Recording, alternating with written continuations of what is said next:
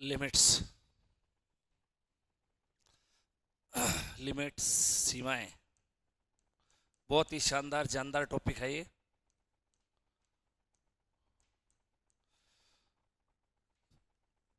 RPSC जो है इसमें से ग्रेड फर्स्ट और ग्रेड सेकंड दोनों में ही दो क्वेश्चन लगभग पूछ लेती है।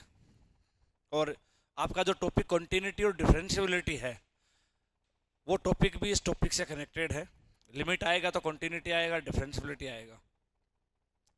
इसलिए इस टॉपिक को सीखना बहुत ही ज़रूरी है। बहुत ही शानदार, बहुत ही जानदार, बहुत ही इंटरेस्टिंग टॉपिक है।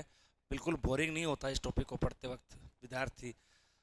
तो देखिए क्या है, इस लिमिट का मतलब क्या होता है। लिमिट अपन लोग किसकी निकालते हैं, फंक्शन की निकालते हैं। और थोड़ा सा हम इसको डिफाइन कर दूं, देखो एकदम से सिंपल लैंग्वेज में डिफाइन कर रहा हूं। Limit x tends to a of f x. इसका मतलब क्या है, जैसे जैसे x का मान a की ओर बढ़ रहा है वैसे वैसे ये फलन जो है वो किस परिमित राशि की ओर बढ़ रहा है, वो परिमित राशि जो है वो इस फंक्शन की लिमिट कहलाती है। x का मान, ये l एक परिमित राशि है, फाइनाइट नंबर है।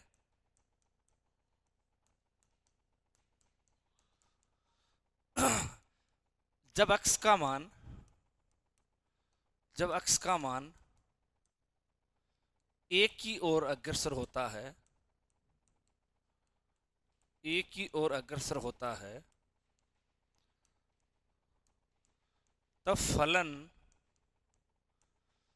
जिस परिमित मान की ओर तब फलन जिस परिमित मान की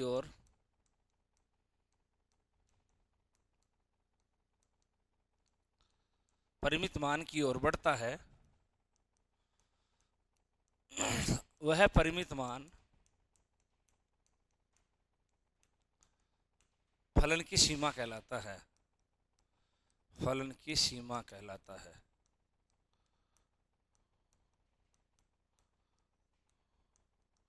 जब x का मान a की ओर अग्रसर होता है तो फलन जिस परिमित मान की ओर बढ़ता है वह परिमित मान फलन की सीमा कहलाता है। यहां मैंने एक शब्द लिखा है, एक लाइन लिखी है, जब x का मान a की ओर अग्रसर होता है। x का मान a की ओर अग्रसर होता है, ऐसा लिखा है मैंने। इसका क्या मीनिंग है, x का मान a की ओर अग्रसर जो है वो दो प्रकार से हो सकता है। x का मान a की ओर अग्रसर, देखो ये आपकी एक वास्तविक संख्या रेखा है, इसके ऊपर जैसे कहीं a है, मैं ये परिमित राशि है तब आपसे बात कर रहा हूं इस समय।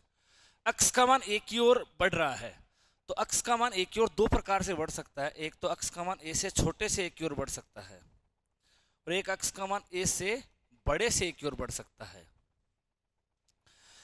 x का मान a से छोटे से a की ओर बढ़ सकता है, x का मान a से बड़े से a की ओर बढ़ सकता है।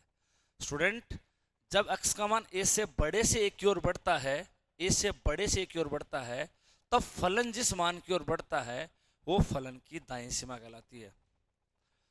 जब x का मान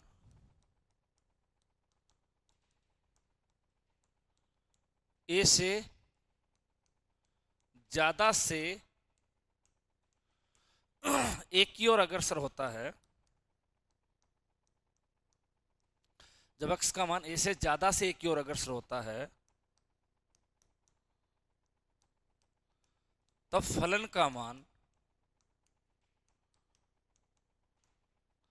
जिस परिमित राशि की ओर बढ़ता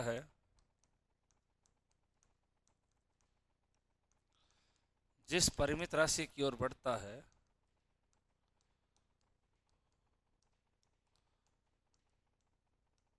वह मान फलन की दाएं सीमा राइट हैंड लिमिट कहलाता है,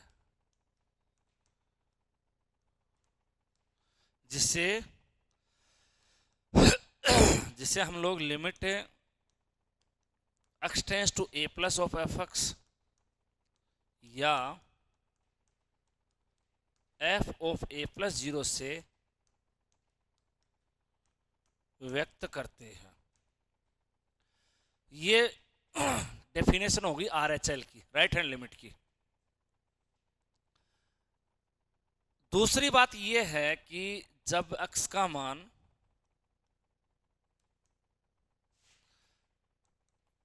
दूसरी बात मैं यहां लिखता हूं, जब x का मान a से छोटे से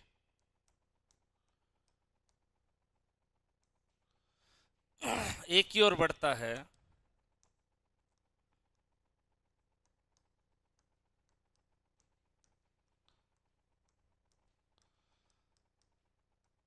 तब फलन का मान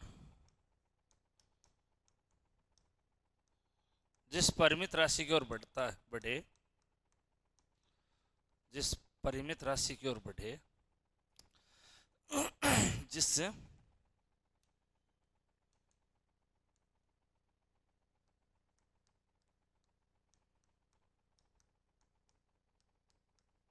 जिस परिमित राशि की ओर बढ़े,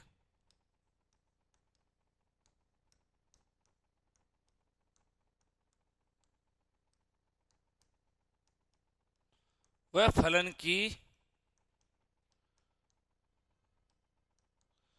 बाईं सीमा कहलाती है, LHL, left hand limit.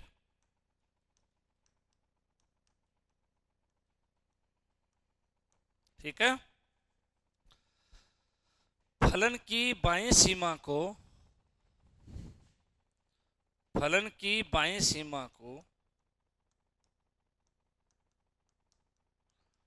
LHL को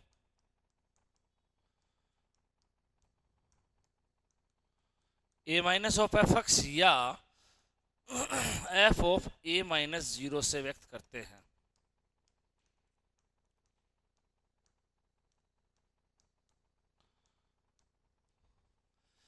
देखिए, सबसे पहले मैंने सीमा को डिफाइन किया बहुत ही इजी वे में कि जब x का मान एक की ओर अग्रसर होता है तब फलन का मान जिस परिमित राशि की ओर बढ़ता है वह फलन की सीमा कहलाता है।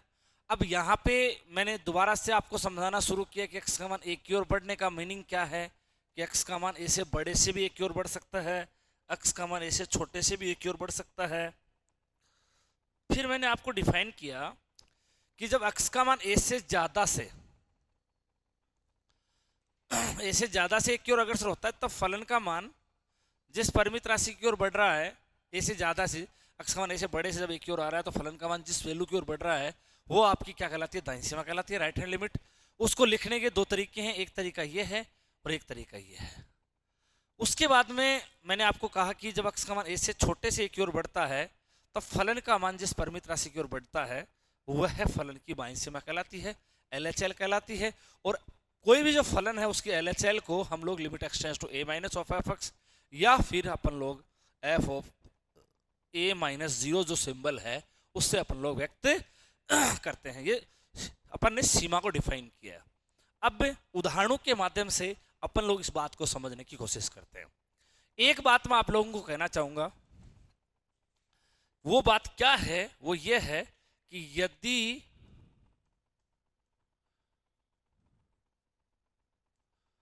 Limit x tends to a plus of f x और limit x tends to a minus of f x, अगर a पर फलन की दाईं सीमा और बाईं सीमा दोनों बराबर आ जाती हैं तब हम कहेंगे कि फलन की सीमा का अस्तित्व है, फलन की सीमा विद्यमान है। तब हम ये कहेंगे ये दोनों ही जो मान हैं वो फाइनाइट आ जाते हैं, परिमित मान l के बराबर आ जाते हैं, तो ये दोनों ही मान l फाइनाइट नंबर के बराबर आ जाते हैं। तब अपन कहते हैं कि limit x tends to a of f x का वैल्यू कितना है, l है। ऐसा अपन लोग कह देते हैं। लेकिन स्टूडेंट, अगर ये दोनों वैल्यू फाइनाइट आने के बाद में बराबर नहीं आती, ये दोनों वैल्यू फाइनाइट तो आ जाते हैं लेकिन इक्वल नहीं आती, तो हम इसके बारे में कहते हैं कि x tends to a of f x जो है उसके लिए हम लोग क्या कहते हैं कि विद्यमान नहीं है, डज नॉट एग्जिस्ट हम लोग कहते हैं, फिर विद्यमान नहीं है, डज नॉट एग्जिस्ट। ऐसा कब कहते हैं? डज नॉट एग्जिस्ट कब कहते हैं?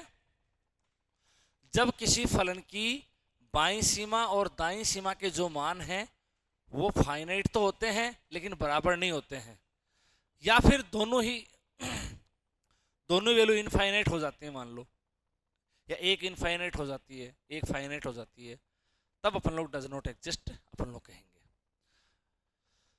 तो कुल मिलाकर आप लोगों को ये बात ध्यान रखनी है कि जब भी किसी सवाल में लिमिट का कोई प्रश्न है, आपसे इस प्रकार से कोई क्वेश्चन पूछा गया है और आपसे कहता है कि इसका मान बताओ, और अगर उसके ऑप्शन में डज नॉट एग्जिस्ट आ रहा है तो आप समझिएगा कि आपको उस एक के ऊपर उस फलन की बाईं सीमा और दाईं सीमा दोनों के मान निकालने पड़ेंगे, और अगर वो दोनों मान बराबर आते हैं, फाइनाइट आते हैं, तब तो आपका उत्तर जो है वो आप लोग इस प्रकार से आप लोग कह देंगे कि जैसे बाईं सीमा का मान है वो एल आया, दाईं सीमा का मान एल आया, और एल फाइनाइट नंबर है तो आप लोग कह देंगे कि उस फलन की सीमा का मान कितना है वो एल ही है। लेकिन अगर बाईं सीमा और दाईं सीमा के मान फाइनाइट तो आते हैं लेकिन बराबर नहीं आते हैं, तो आप लोग ये कहेंगे कि उस फलन की जो सीमा है x tends to a of f(x) का जो मान है वो विद्यमान नहीं है। तो आप लोग मेरी बात को समझने की कोशिश करें कि जब भी विद्यमान नहीं है ऑप्शन आता है तब अपन लोग क्या करेंगे, बाईं सीमा और दाईं सीमा निकालेंगे।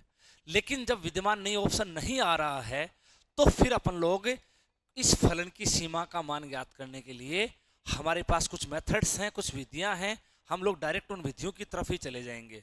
हमारा ध्यान बाईं सीमा और दाईं सीमा की तरफ तो तब रहेगा जब ऑप्शन डज नॉट एग्जिस्ट आ रहा हो, वरना हमारा ध्यान बाईं सीमा और दाईं सीमा निकालने में नहीं रहेगा। हम लोग हमारे जो मेथड्स हैं जो हम लोग आगे पढ़ने वाले हैं उन मेथड से उस फलन की सीमा का मान ज्ञात कर लेंगे। ठीक है, तो ये दोनों बातें आप लोगों को ध्यान रखनी है कि कब तो अपने को बाईं सीमा दाईं सीमा निकालनी है और कब अपने को डायरेक्ट मेथड को यूज करना है। ये बात मैंने आपको अभी भी समझा दी है। अब देखो स्टूडेंट, थोड़ा सा मैं तुमको कोई फलन के लिए बाईं सीमा और दाईं सीमा कैसे निकलती है वो आपको मैं थोड़ा समझा देता हूं, बता देता हूं, उसके बाद में अपन लोग अपना कार्यक्रम आगे बढ़ाएंगे। जैसे मैं आपको एक फलन लिख के देता हूं,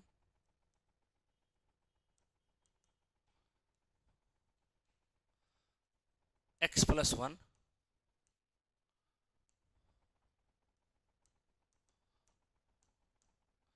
ये मैंने आपको एक फलन की परिभाषा लिख के दी है और मैं आपको कहता हूं कि भैया x tends to 1 of f(x) का मान बताओ, आप ये सीमा बताओ कितनी है। तो अब आप लोग क्या करोगे, 1 के ऊपर दाईं सीमा निकालोगे और 1 पे बाईं सीमा निकालोगे, दाईं सीमा और बाईं सीमा दोनों निकालनी है। तो x बराबर 1 पर RHL का मान कैसे निकाला जाएगा वो सुनो आप। 1 plus of f(x), 1 plus a plus से रिप्रेजेंट करेंगे।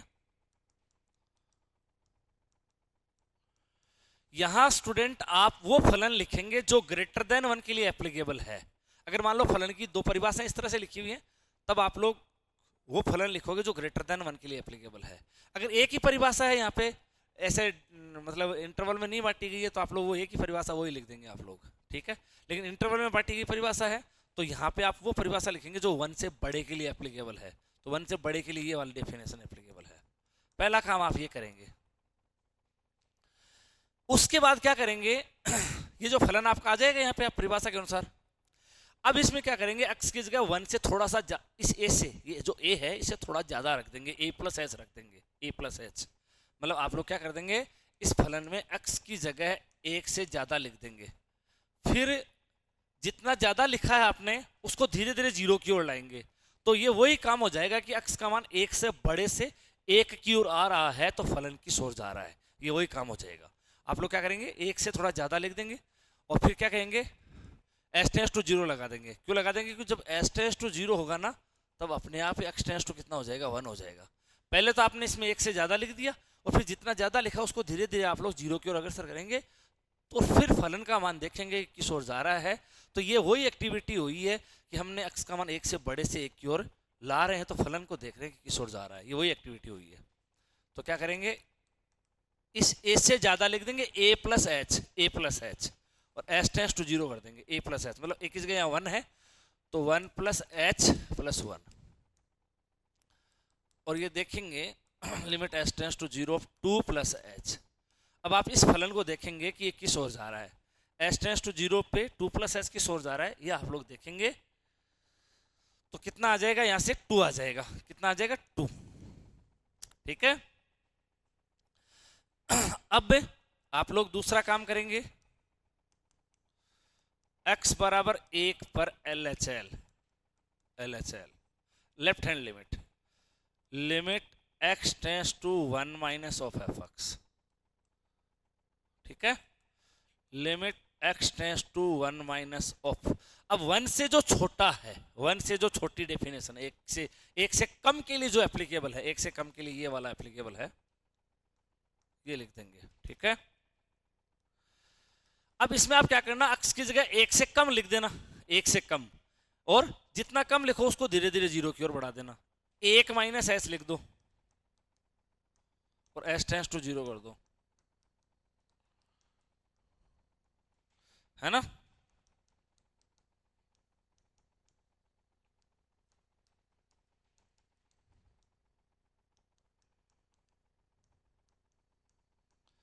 ये 1 माइनस 2h, ठीक है, तो कितना आ जाएगा, 1 आ जाएगा। आपने यहां देखा कि इस फलन की जो दाईं सीमा का मान आया वो तो आया 2, और जो बाईं सीमा का जो मान आया वो आपने देखा कितना आया, 1। तो क्या कहोगे कि 1 पर इस फलन की दाईं सीमा और बाईं सीमा क्या है, अलग अलग हैं, ये दोनों चीज अलग अलग आई हैं। यहां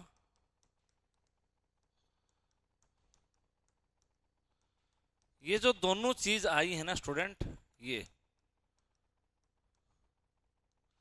दोनों चीज अलग अलग आई हैं, तो आप लोग क्या कहेंगे कि अलग अलग आई हैं, इक्वल टू नहीं आई हैं, तो कहेंगे कि limit x tends to 1 of f x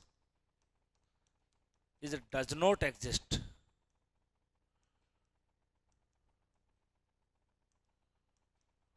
विद्यमान नहीं है, ये कहेंगे आप लोग। तो यहां पे आपने क्या सीखा, क्या समझा कि दाईं सीमा और बाईं सीमा निकालने के लिए क्या करना पड़ता है, x की जगह आप लोगों को दाईं सीमा के लिए क्या करना पड़ेगा, a प्लस एच पुट करना पड़ेगा,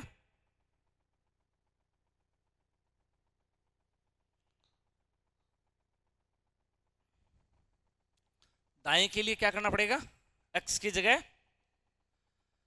a प्लस एच करना पड़ेगा, और बाएं के लिए x की जगह a माइनस एच करना पड़ेगा। x की जगह a प्लस एच दाएं के लिए करना पड़ेगा, और x की जगह a माइनस एच बाईं सीमा के लिए आपको करना पड़ेगा। आप लोगों को बात समझ में आ गई होगी, दाईं सीमा बाईं सीमा निकालने की विधि बहुत ही सिंपल सा कार्यक्रम है बस, है ना।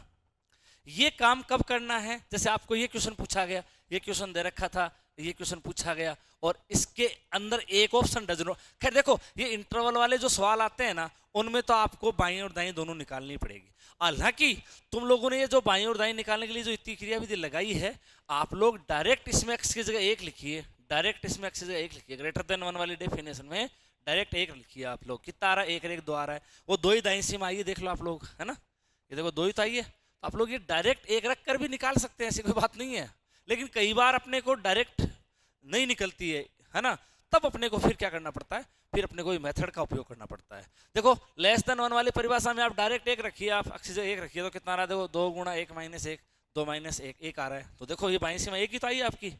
तो अब लेस देन 1 वाली परिभाषा में आपने 1 रखा, बाईं आ गई, ग्रेटर देन 1 वाली परिभाषा में 1 रखा, दाईं आ गई, दोनों आपने देखा अलग अलग आ रही हैं, है ना, तो क्या उत्तर देंगे, डज नॉट एग्जिस्ट उत्तर देंगे। मान लो दोनों सेम आती और फाइनाइट आती, तो फिर हम लोग इसका उत्तर वही दे देते जो फाइनाइट वैल्यू हमें प्राप्त हो रही थी, वो अपन लोग इस प्रश्न का उत्तर दे देते। तो मेरे हिसाब से उम्मीद है कि आपको ये बात समझ में आई होगी। ठीक है भैया, आगे बढ़ते हैं। देखो एक क्वेश्चन और लेता हूं मैं, देखो ये 2 ले लिया, जैसे ये एग्जाम में पूछा हुआ है, जैसे ये क्वेश्चन ले लिया, है ना, ये पूछ लिया, ये पूछ लिया, जैसे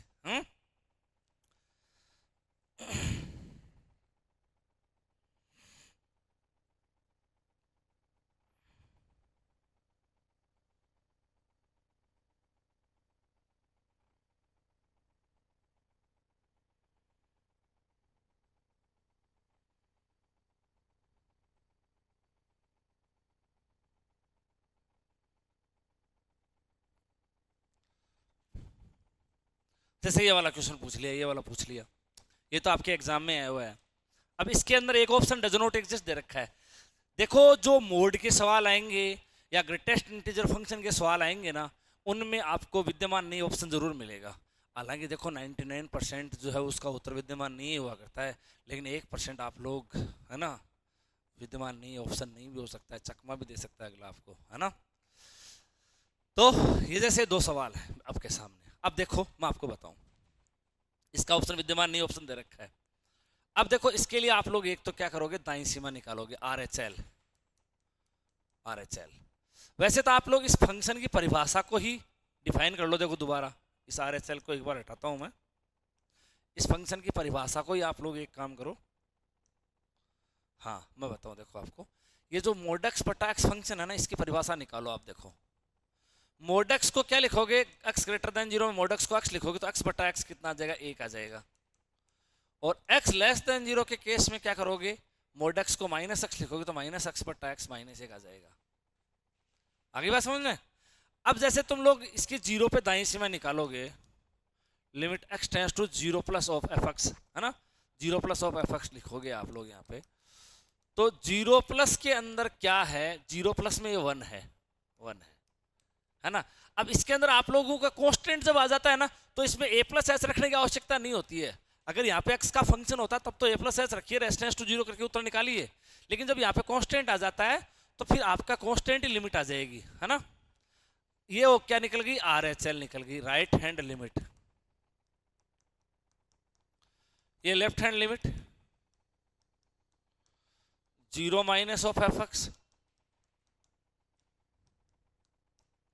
0 माइनस लेस देन 0 वाली परिभाषा चाहिए तो -1 लिख दो यहाँ पे। तो कांस्टेंट आने पे कांस्टेंट ही लिमिट आ जाती है। आई समझ में। आपने क्या देखा, इस फंक्शन की 0 पे RHL 1 आई, LHL -1 आई, तो इस पर्सन का उत्तर क्या दोगे, विद्यमान नहीं है उत्तर दोगे आप, विद्यमान नहीं है। आगे बात समझ में आपको। ऐसे ही जैसे आपका ये प्रश्न है, आप लोग इस परिभाषा को तोड़ेंगे, पहले मोडक्स -2 को आप निकालेंगे तो इसकी वैल्यू क्या आएगी, मोडक्स जब ये ग्रेटर देन इक्वल टू 0, जब ये पॉजिटिव हो तो खुद आएगा, और जब ये नेगेटिव हो तो खुद भी आएगा, साथ में माइनस को भी लाएगा। ये इस तरह से इसकी परिभाषा होगी। अब इसके नीचे x-2 का भाग दे दो आप, x-2 का भाग दे दो आप इसमें, है ना। तो x-2 में x-2 का भाग देंगे तो 1 आएगा, इसको उधर ले जाओ। x-2 में सॉरी इसका मान -x-2 है, नीचे x-2 तो -1 आ जाएगा, ये लेस देन 2। अब आप लोग इसके अंदर भी क्या करेंगे, जैसे आप लोग 2 प्लस ये निकालेंगे तो 2 प्लस में 1 लिखेंगे, यहाँ कांस्टेंट होने को कांस्टेंट आ जाएगा। ये RHL निकल गई आपकी, राइट हैंड लिमिट निकल गई इसकी। LHL की बात करेंगे,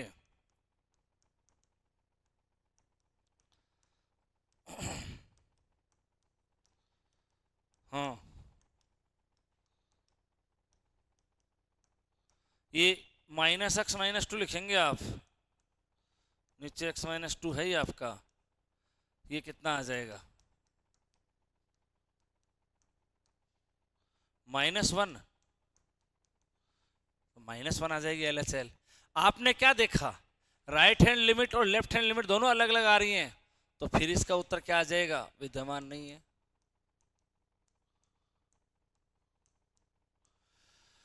तो ऐसे सभी प्रश्न, ऐसे समस्त प्रश्न जो इस रूप में लिखे हुए होते हैं, x tends to a of mod x minus a upon x minus a, उन सभी प्रश्नों का उत्तर जो है वो हमेशा ही क्या आता है, डज नॉट एग्जिस्ट ही आता है। इस प्रकार के सभी प्रश्नों का जो आंसर है वो स्टूडेंट आप लोगों को क्या मिलता है, डज नॉट एग्जिस्ट ही मिलता है। तो आपको मेरी वाली बात अच्छे से समझ में आई होगी। तो इस तरह से ये वाला क्वेश्चन था। इसके ये देखो मैं आपको बता रहा था इसमें कि ये जो क्वेश्चन है 2000 कौन से में आया है मैं आपको ये बताऊं, देखो ग्रेड में, ये ग्रेड फर्स्ट में ही आया है, ग्रेड फर्स्ट के एग्जाम में आया है ये क्वेश्चन, ये रहा, हाँ ये ग्रेड फर्स्ट 2012 में आया है, ग्रेड फर्स्ट 2012 में क्वेश्चन आपको पूछा गया है। ठीक है, तो अब चलो आगे बढ़ते हैं। और तो मैं आपको क्या कह रहा था कि एक तो मापांक फलन के जो सवाल आते हैं उनमें अपने को इस वाले पहलू पे गौर करना है, बिल्कुल है ना।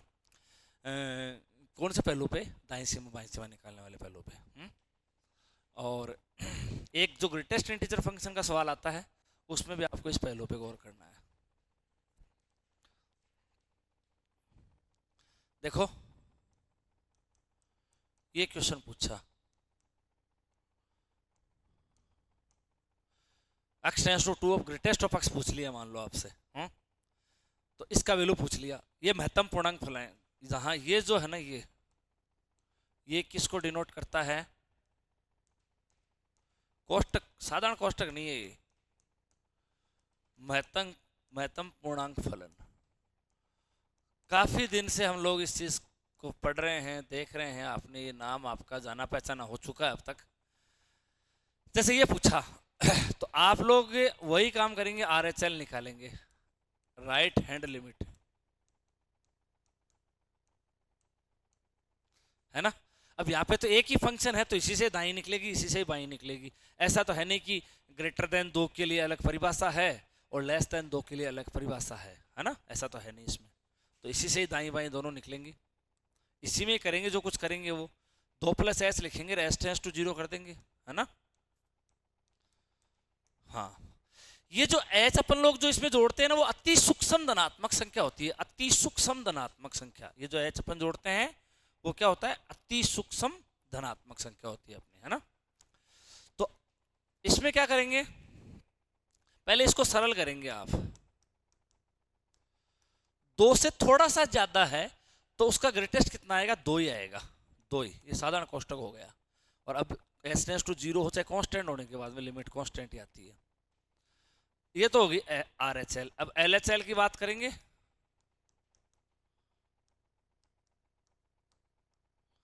दो माइनस ऑफ fx, एक ही परिभाषा है तो वही fx आएगा।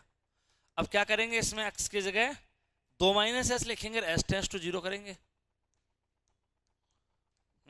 पहले ग्रेटेस्ट को हल करेंगे, हमेशा पहले ग्रेटेस्ट हल किया जाता है।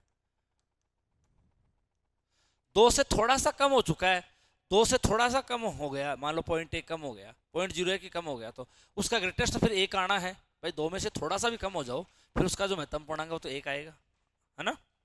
इसका वैल्यू 1 आ गया, इसका सरलीकरण तो वैल्यू 1 आ गई। तो आपने देखा कि इस फलन की 2 पे जो दाईं सीमा है वो तो आई है 2, और जो 2 पे जो बाईं सीमा वो आई है 1।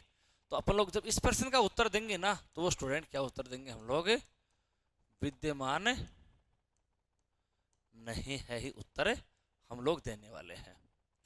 इस तरह से ग्रेटेस्ट इंटीजर फंक्शन के सवालों में और मापांक फलन के सवालों में आपको विशेष इस बात का ध्यान रखना है कि उत्तर जो है वो विद्यमान नहीं आ सकता है।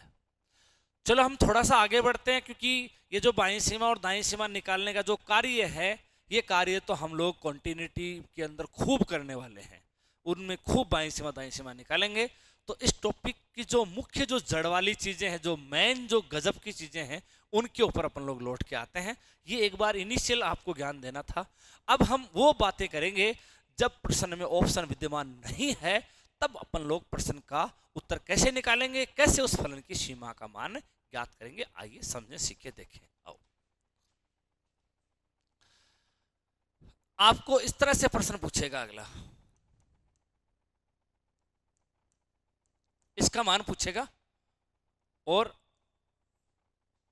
ऑप्शन में विद्यमान नहीं है, ऐसा ऑप्शन है, चारों ऑप्शन न्यूमेरिकल है।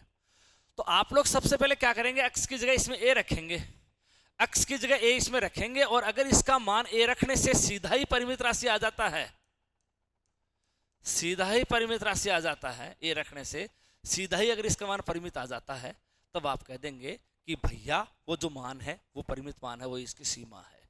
जैसे जैसे मैं आपसे पूछूं x tends to 2 of x plus 2, इसकी सीमा बताओ भैया। ठीक है, और चारों ऑप्शन न्यूमेरिकल हैं, तो आप लोग क्या करेंगे, डायरेक्ट ही इसमें x की जगह 2 रख दें, और 2 2 कितना हो गया 4, तो इसकी सीमा का मान 4 आ जाएगा। सबसे पहला काम क्या होगा, x की जगह डायरेक्ट a लिखेंगे, इसके अंदर a रखने से अगर मान फाइनाइट आ जाता है तो वही मान क्या है, उसकी लिमिट है।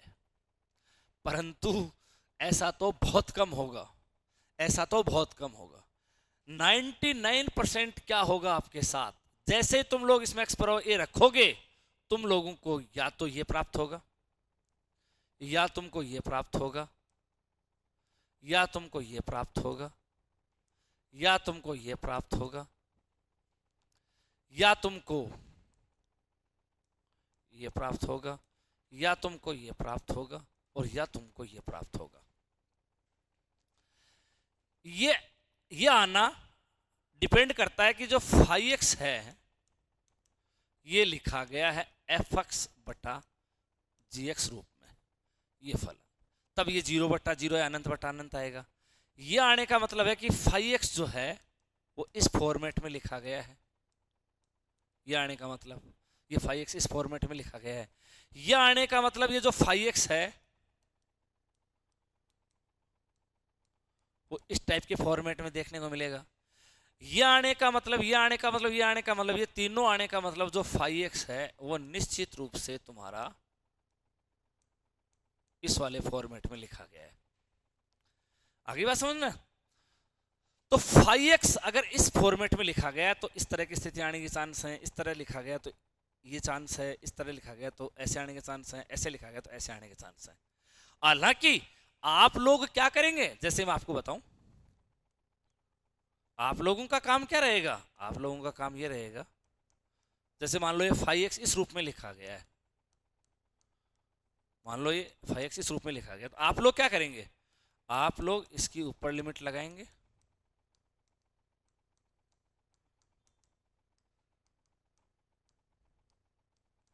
और अगर मान लो ये एल बट्टा एम आ गया, एल फाइनाइट है एम फाइनाइट है, तब तो यही आपका उत्तर हो जाएगा, यही आंसर हो जाएगा आपका, है ना।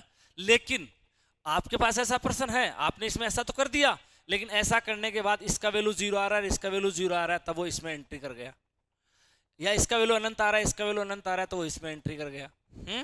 तो इन दोनों में एंट्री कर जाएगा ये। और अगर ये वैल्यू फाइनाइट आ रही है, ये वैल्यू फाइनाइट आ रही है, तो कोई दिक्कत नहीं है, हमारे फाइनाइट आंसर आ जाएगा, इसका हमें कुछ भी करने की जरूरत नहीं है। लेकिन अगर ये 0/0 या अनंत बटा अनंत आता है, तो फिर हमें इस फलन की, इस फाई एक्स फलन की लिमिट ज्ञात करने के लिए कुछ विधियां लगानी पड़ेंगी, उन विधियों का ही हम लोग अध्ययन करने वाले हैं। दूसरी बात यह है कि जैसे मान लो ये फाई एक्स है वो इस रूप में लिखा गया है, f x into g x रूप में लिखा गया है, मान लो phi x f x into g x रूप में लिखा गया है, तो आप लोग इनिशियल तो क्या करेंगे, इनिशियल तो आप लोग ऐसा करेंगे, जरूर करेंगे, ऐसा करके देखेंगे, आप लोग ऐसा काम करेंगे, शुरुआत में आप ऐसा काम करेंगे। और अगर मान लो ये एल आ गया और ये एम आ गया, दोनों फाइनाइट नंबर आ गए, तो ये आंसर आ जाएगा। लेकिन अगर ये 0 आ गया, ये अनंत आ गया, या ये अनंत आ गया, ये 0 आ गया, तो ये जो सवाल है ये आपका इस रूप में कन्वर्ट हो जाएगा, और फिर हमें जो सीमा निकालने की जो विधियां हैं उनसे सवाल करना पड़ेगा। हाँ, अगर यहाँ पे भी फाइनाइट आ गया, यहाँ पे भी फाइनाइट आ गया, तो आपका उत्तर ये आ जाएगा, कोई विधि नहीं लगानी फिर आपको, है ना। ऐसे जैसे इसमें ये फाइनाइट आ गया, ये फाइनाइट आ गया, तो फाइनाइट वैल्यू आ गई तो कोई विधि नहीं लगानी आपको, ये आंसर आ गया। लेकिन ये 0 आ गया, ये 0 आ गया, तो 0/0 रूप में आ गया तो विधि लगानी पड़ेगी आपको। ये अनंत आ गया, अनंत आ गया, तो भी आपको विधि लगानी पड़ेगी, है ना। ऐसे ही x tends to a of, मान लो ये फाई एक्स इस रूप में हो, f x minus g x रूप में हो, इस रूप में हो, तो अपन लोग पहले तो शुरू में तो ये काम करके जरूर देखेंगे, ये वाला काम करेंगे हम लोग, ये वाला काम हम लोग करेंगे सबसे पहले। हाँ, मान लो ये फाइनाइट वैल्यू आ गई, ये भी फाइनाइट वैल्यू आ गई, तो ये इसका आंसर आ जाएगा। लेकिन ये अनंत आ गया, ये अनंत आ गया, तो फिर ये इस रूप में प्रवेश कर जाएगा। फिर अपने को इसका लघुत्तम लेना पड़ेगा, इसका लघुत्तम लेकर इस वाले फॉर्मेट को इस रूप में या इस रूप में कन्वर्ट करना। देखो, लघुत्तम लेंगे तो ये वाला फॉर्मेट अपने आप ही इसमें कन्वर्ट हो जाएगा, और ये वाला जो फॉर्मेट है इसको या तो अपने को देखो कोशिश करनी है कि इसमें परिवर्तित करें। और अगर इसमें नहीं परिवर्तित होता तो फिर इसको इसमें परिवर्तित करें आप लोग। देखो मैं आपको बताऊं, या तो डायरेक्ट लिमिट के मान आ जाएंगे या नहीं आते तो जैसे ये वाला फॉर्मेट है fx बटा gx है, तो इसमें जैसे ऊपर जीरो आ गया नीचे जीरो आ गया तो ये इस फॉर्मेट में हो गया, या ऊपर अनंत आ गया नीचे अनंत आ गया तो ये इस फॉर्मेट में हो गया। ठीक है, अब जैसे ये मान लो x इस रूप में लिखा हुआ है तो अपन लोग ऐसा काम करेंगे। अब मान लो ये जीरो आ गया, ये अनंत आ गया, ये अनंत आ गया, ये जीरो आ गया, तो अपन लोग इस रूप में प्रवेश कर जाएंगे। तो फिर अपन को क्या करना पड़ेगा, इसको या तो इस रूप में या इसको इस रूप में बनाना पड़ेगा, इसको इन दोनों में से किसी एक रूप में कन्वर्ट करना पड़ेगा आपको लिमिट निकालने के लिए। और मान लो x इस रूप में है और मान लो ये फाइनाइट वैल्यू आ गई तब तो आंसर आ जाएगा, लेकिन ये अनंत आ गया अनंत आ गया तो फिर आप लघुत्तम लेंगे इसका, इसके अंदर कुछ पार्ट हर में रहेगा, fx और gx में कुछ हर में ऐसा पार्ट रहेगा कि आप एलसीएम ले लेंगे। एलसीएम लेने के बाद में ये जो फॉर्मेट है ये इस रूप में कन्वर्ट हो जाएगा। कुल मिलाकर ये बात हुई कि जब हमको ये दोनों रूप प्राप्त होते हैं तो इन दोनों रूपों को हमें इन रूपों के अंदर व्यक्त करना है और कोशिश करनी है कि 0/0 के अंदर व्यक्त हो जाएं, और अगर उसमें नहीं होते तो फिर अनंत बट्टा अनंत में तो कम से कम व्यक्त हो। ऐसा अपने को कोशिश करनी है, काम करना है लिमिट निकालने के लिए। ठीक है, अब एक मेथड है जो इस प्रकार से सवाल का उत्तर आया तो भी चलेगा और इस प्रकार से आया तो भी चलेगा, और इन दोनों रूपों में है तो आप लोगों को इन दोनों रूपों को तो मैं आपको कह चुका हूं, आपको इस रूप में कन्वर्ट करना है और नहीं हो पाए तो इसमें कन्वर्ट करना है। उसके बाद में आपको लिमिट निकालने के लिए विधि जो लगानी है वो है डीएल हॉस्पिटल का नियम। डीएल हॉस्पिटल का नियम इन चारों के लिए है, इन चारों के लिए डीएल हॉस्पिटल का नियम, जिसके अंतर्गत क्या करेंगे, अपन फलन का ऊपर अवकलन कर लेंगे, नीचे का नीचे अवकलन कर लेंगे। एक बार कर लेंगे, ऊपर का ऊपर कर लेंगे, नीचे का नीचे कर लेंगे, फिर वापिस एक्स पर ये ऊपर रखेंगे नीचे रखेंगे, और मान लो फाइनाइट वैल्यू आ गई तब तो लिमिट आ गई। और अगर दोबारा से इंडेटरमिनेट फॉर्मेट आता है, ये जो फॉर्मेट है ये सारे के सारे इंडेटरमिनेट फॉर्मेट है, सातों के सातों ये सारे के सारे क्या है, अनिर्धारित रूप है, अनिर्धारित रूप है, सारे इंडेटरमिनेट फॉर्मेट है सारे के सारे, है ना। तो मैं आपसे कह रहा था कि अगर आपके क्वेश्चन इस रूप में है या इस रूप में है, देखो इस रूप में भी है तो भी आप उसको 0/0 में कन्वर्ट करने की कोशिश करेंगे। मतलब आप लोग मेरी बात को समझ पा रहे होंगे कि मैं 0/0 पे ज्यादा बल दे रहा हूं। देखो इस रूप में है तो भी 0/0 में कन्वर्ट करने की कोशिश करेंगे, इस रूप में तो एलसीएम लेंगे तो अपने आप 0/0 में हो जाएगा, इस रूप में है तो पहले 0/0 में कन्वर्ट करने की कोशिश करें। ठीक है ना, मतलब इन चारों में से अगर इन तीनों में से है, इन तीनों में से तो 0/0 में बनाने की कोशिश करें आप लोग। उसके बाद में डीएल हॉस्पिटल नियम लगाएंगे तो ज्यादा इजी फील होगा। लेकिन फिर भी मान लो 0/0 में कन्वर्ट नहीं हो पाता है, अनंत बट्टा अनंत में तो कुछ करें ही करें। फिर अनंत बट्टा अनंत में आप लोग डीएल हॉस्पिटल नियम लगाइए, फिर जहां भी मौका पड़े, जहां पे भी चांस हो वहां उसको 0/0 में कन्वर्ट कर लें आप लोग। एक बार अनंत बट्टा अनंत में डीएल हॉस्पिटल नियम लगा लें आप लोग, अगर वो 0/0 में कन्वर्ट नहीं हो पा रहा तो एक बार अनंत बट्टा अनंत में लगा लें, और एक बार लगाने के बाद फिर उस कोशिश ये रखनी है कि वो कहीं ना कहीं अपने को 0/0 में परिवर्तित होकर मिल जाए, क्योंकि डीएल हॉस्पिटल का जो नियम है वो 0/0 में सबसे ज्यादा कारगर होता है। और उस नियम के तहत मैं आपको समझा रहा था कि क्या करते हैं, ऊपर का ऊपर अवकलन करते हैं, नीचे का नीचे अवकलन करते हैं। और एक बार डीएल हॉस्पिटल नियम लगाएंगे तो ऊपर का ऊपर अवकलन हो गया, नीचे का नीचे अवकलन हो गया, फिर अपन लोग एक्स पर ये रखेंगे अवकलन करने के बाद जो चीजें आएंगी उसमें अगर वापस से अनिर्धारित रूप में आता है तो फिर दोबारा डीएल हॉस्पिटल नियम लगाएंगे, तब तक लगाते रहेंगे जब तक वो फाइनाइट वैल्यू हमें प्राप्त ना हो जाए। तो ये तो मेथड है डीएल हॉस्पिटल का नियम, जो मैंने आपको बताया कि 0/0 में मुख्यतः रूप से लागू होता है। बाकी ये जो तीनों फॉर्मेट है इनको भी हम 0/0 में कन्वर्ट करके डीएल हॉस्पिटल नियम से हम लोग सवाल की लिमिट निकाल सकते हैं। लेकिन ये विधियां तभी लगानी है जब आपके प्रश्न में स्थितियां ऐसी बन जाए, आपको डायरेक्ट ही आपको लिमिट निकालनी है इसकी, आपको इसकी लिमिट निकालनी, ये फाइनाइट आ गई, ये फाइनाइट आ गई तो फाइनाइट आंसर आ गया, फिर विधि नहीं लगानी है आपको। विधि तभी लगानी है जब इंडेटरमिनेट फॉर्मेट में आप चले जाए। अच्छा, अभी मैंने आपको एक विधि बताई इन चारों के लिए, इन चारों के लिए और भी बहुत सारी विधियां हैं। क्या विधियां हैं, देखो कई बार स्टूडेंट क्या होता है, डीएल हॉस्पिटल नियम में अपन जब काम में लेते हैं तो फलन का जब अपन एक बार अवकलन करते हैं ना तो बहुत बड़ा फलन आ जाता है। फिर जब अपन उसमें दोबारा डीएल हॉस्पिटल नियम लगाने की सोचते हैं तो दोबारा अवकलन करेंगे तो बहुत ज़्यादा समय लग जाता है फिर, है ना। तो फिर हमें थोड़ा सा डीएल हॉस्पिटल नियम से बचना भी चाहिए। तो कुछ अल्टरनेटिव मेथड और भी है हमारे पास कि हम लोग डीएल हॉस्पिटल नियम के अलावा भी हम लोग क्वेश्चन को कर सकते हैं जब डीएल हॉस्पिटल नियम थोड़ा सा टफ लगे तब। तो अल्टरनेटिव मेथड क्या क्या है वो सुनिएगा।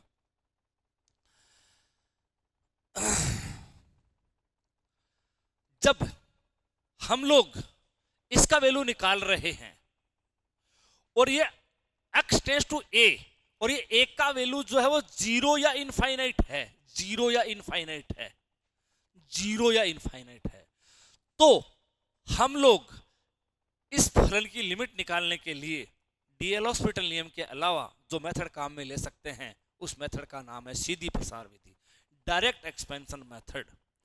ध्यान रहे स्टूडेंट, डायरेक्ट एक्सपेंशन मेथड हम लोग तभी काम में ले पाएंगे जब x टेंड्स टू जीरो या इनफाइनाइट हो तभी, वरना हम लोग इस मेथड को काम में नहीं लेंगे। अच्छा, ऐसा क्यों है इसका कारण तुमको समझ में आना चाहिए। अच्छा, डायरेक्ट एक्सपेंशन मेथड में आपको क्या क्या चीज आनी चाहिए वो चीज मैं आपको बता देता हूं थोड़ी देर में। देखो, आपको कुछ चीजों के प्रसार याद होने चाहिए, कुछ चीजों के प्रसार आपको आने चाहिए। प्रसार आएंगे तो आप लोग फिर अपना सवाल कर लेंगे, वो प्रसार मैं अभी आपको लिखा देता हूं, वेट करो। इसके अलावा स्टूडेंट x टेंड्स टू यहां पर कोई भी फाइनाइट नंबर है, कोई भी फाइनाइट नंबर है। देखो अभी थोड़ी देर पहले तो मैंने क्या कहा था, जीरो या इनफाइनाइट हो तो अपन लोग सीधी प्रसार विधि लगा देंगे, है ना। डीएल हॉस्पिटल नियम के लिए चाहे यहाँ पे फाइनाइट हो चाहे इनफाइनाइट हो कोई इश्यू नहीं है, डीएल हॉस्पिटल नियम हम लोग लगा सकते हैं। बस बशर्ते 0/0 फॉर्मेट में हमें उसको कन्वर्ट करना होता है, उसके बाद में डीएल हॉस्पिटल नियम लगाए आप लोग। इसके अलावा मैं आपसे कुछ बातें कर रहा हूं। अब मैं दो प्रकार की बात करूंगा। इतनी देर तक तो देखो मैंने चाहे यहाँ फाइनाइट हो चाहे इनफाइनाइट हो डीएल हॉस्पिटल नियम लगा सकते हैं, सुन लिया ना। ओके, टेंड्स टू जीरो हो या टेंड्स टू इनफाइनाइट हो सीधी प्रसार विधि का उपयोग कर सकते हैं, सुन लिया ना, ठीक है। अब और सुनो, यहाँ टेंड्स टू फाइनाइट हो, टेंड्स टू फाइनाइट हो तो हमारे पास क्या क्या मेथड और है। एक तो है गुणनखंड विधि, टेंड्स टू फाइनाइट होने पे गुणनखंड विधि। अगर ऊपर और नीचे अगर इस प्रकार का बहुपद है कि उसका गुणनखंड हो रहा है तो आप लोग गुणनखंड कर सकते हैं, और गुणनखंड करने के बाद क्या होगा, नीचे से गुणनखंड ऊपर वाले गुणनखंड से कट जाएगा, जैसे इंडेटरमिनेट जो फॉर्मेट आ रहा था वो खत्म हो जाएगा और आप लोग उसमें x की जगह a लिखेंगे तो आपको फाइनाइट वैल्यू प्राप्त हो जाएगी गुणनखंड विधि में। दूसरा है परिमेयकरण विधि।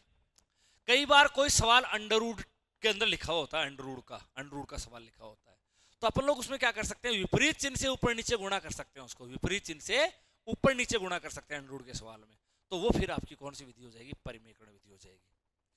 कई बार हम लोग क्या कर सकते हैं, प्रतिस्थापन विधि भी लगा सकते हैं। x की जगह जैसे x टेंड्स टू a है तो x की जगह a प्लस h रख देंगे उसके अंदर, उस फलन में a प्लस h, और h टेंड्स टू 0 कर देंगे, उसके बाद में भी उस फलन की सीमा प्राप्त हो जाएगी आपको। तो अभी मैंने आपको तीन विधियों के नाम बोले, क्या क्या नाम बोले, गुणनखंड विधि,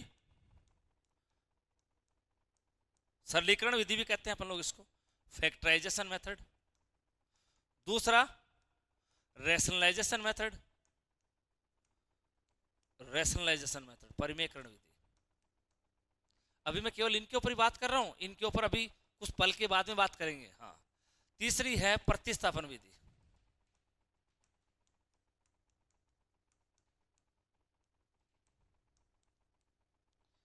ये विधियां हम लोग कब लगाएंगे, जब x टेंड्स टू a और a क्या हो, कोई फाइनाइट वैल्यू हो। x टेंड्स टू a और a क्या हो, कोई फाइनाइट हो, तो हम लोग ये विधियां लगा सकते हैं। ये विधि कब लगाएंगे, मान लो कोई फलन जो है उसमें गुणनखंड हो रहा है तो ऊपर और नीचे कोई गुणनखंड होने के बाद में गुणनखंड कट जाएंगे, उसके बाद सवाल का उत्तर आ जाएगा। ये कब लगानी है, जब मान लो सवाल में अंडर रूट है, अंडर रूट ये फलन जो है अंडर रूट के रूप में लिखा हुआ है, तो हम लोग विपरीत चिन्ह से ऊपर नीचे गुणा करके सवाल का उत्तर निकालेंगे।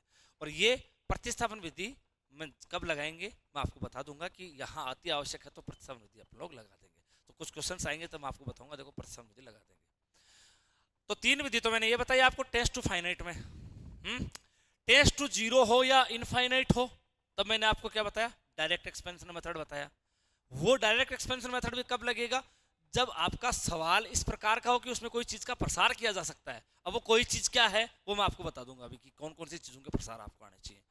एक ये बताया, एक जैसे टेंड्स टू 0 हो, चाहे टेंड्स टू फाइनाइट हो, चाहे टेंड्स टू इनफाइनाइट हो, चाहे टेंड्स टू फाइनाइट हो, चाहे टेंड्स टू इनफाइनाइट हो, डीएल हॉस्पिटल का नियम जो है आपका परमानेंट तैयार है। हम्म? बस थोड़ा सा ये है कि डीएल हॉस्पिटल नियम कारगर कब होता है, जब 0/0 फॉर्मेट में रहता है सवाल, तब, है ना। तो ये जो फॉर्मेट होते हैं इनको 0/0 में कन्वर्ट करने की कोशिश हमें करनी होती है। इसको तो इसमें तो लघुत्तम लेते 0/0 में कन्वर्ट हो जाएगा। इसको या तो इसमें कन्वर्ट करो, अगर इसमें नहीं हो पाए तो फिर इसको इसमें कन्वर्ट करो, और फिर डीएल हॉस्पिटल नियम लगा दो। एक बार लगा दो, फिर 0/0 में कन्वर्ट कर लो, फिर दोबारा लगा दो। ओके, तो अब मेरा काम क्या रह गया? अब मैं आपको वो जो बात कह रहा था ना, प्रसार वाली बात, वो आपके सामने रखता हूं, ठीक है। और उसके बाद में मैं आपको एक चीज और बताऊंगा।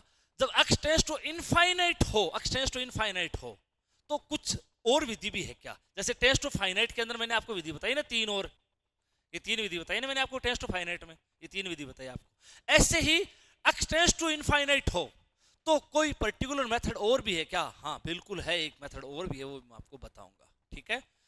क्योंकि जो मैंने आपको एक्सपेंशन मेथड बताया वो तो टेंस टू 0 और टेंस टू इनफाइनाइट में बताया है। डीएल हॉस्पिटल नियम बताया वो टेंस टू फाइनाइट और टेंस टू इनफाइनाइट दोनों में बताया है। डीएल तो दोनों में बताया, टेंस टू फाइनाइट हो चाहे इनफाइनाइट हो। Direct expansion method tends to 0 infinite में बताया है। ये मेथड टेंस टू फाइनाइट में बताए हैं, टेंस टू फाइनाइट में बताए हैं, और टेंस टू इनफाइनाइट में भी पर्टिकुलर मेथड है, उसका ज्ञान मैं आपको देने वाला हूँ थोड़ी देर में। तो मैं पहले आपको वो प्रसार जो है वो लिख के बता देता हूं कि आपको कौन से प्रसार आने चाहिए, उसके बाद में हम लोग इनके ऊपर बात करने वाले हैं। अच्छा, कुछ बातें मैंने जैसे आपको बताई 1 2 3, है ना, ये इस प्रकार की बातें मैंने आपके सामने रखी। ऐसे ही मैं आपको दो एक बातें और बता दूं, इसी पेज पे मैं आपको वो दो एक बातें और बता देता हूं, है ना। वो दो एक बातें और क्या है सुनिएगा। जैसे मैंने आपके सामने बातें रख रखी है ना, ऐसी छोटी छोटी बातें जो सीमा निकालते समय हमें ध्यान रखनी होती है, वो मैं आपको और बता देता हूँ। एक जैसे ये है log ऑफ fx है, जैसे log ऑफ fx है, तो सीमा निकालते वक्त log को आप बाहर कर देना, log को आप बाहर कर देना, है ना, और इसकी लिमिट निकाल लेना। एक जैसे इसका जो भी नंबर है 1 2 3, है ना, और भाग वाली नहीं आई क्या, 1 2 3, तो ये आ गई, तो लो इसका नंबर 4 लगा देते हैं। 5 नंबर है limit x tends to a of e की पावर fx है, जैसे e की पावर fx है, तो आप लोग क्या करेंगे, e को इधर कर देंगे और इसकी लिमिट निकाल लेंगे, ठीक है। पांच बात हो गई ना। छठी बात क्या है, जैसे कांस्टेंट हो, चाहे टेंस टू कितना भी हो तो वो कांस्टेंट ही आ जाता है। एक क्या है, x tends to a of constant into fx है, तो फिर कांस्टेंट आपका बाहर आ जाएगा,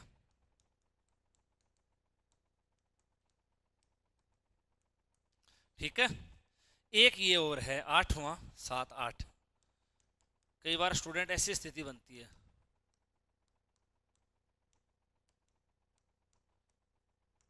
पावर लिखी हुई होती है, तो आप लोग क्या कर लेंगे, पहले लिमिट निकाल लेंगे इस फलन की,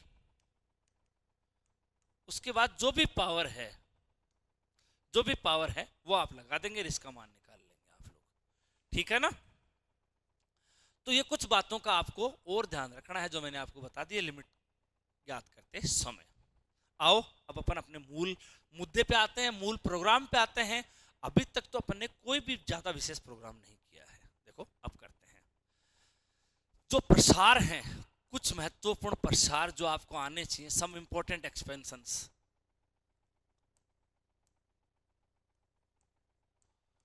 जो आपको याद होने चाहिए। हाँ, प्रसार विधि के लिए मैंने एक बात पे बल दिया है कि टेंस टू 0 या tends to infinite, tends to 0 या टेंस टू इनफाइनाइट में ही इसको काम में लेना है। इसका क्या वजह है आपको समझ में आएगा, क्वेश्चन करेंगे तब। पहले तो प्रसार देखो,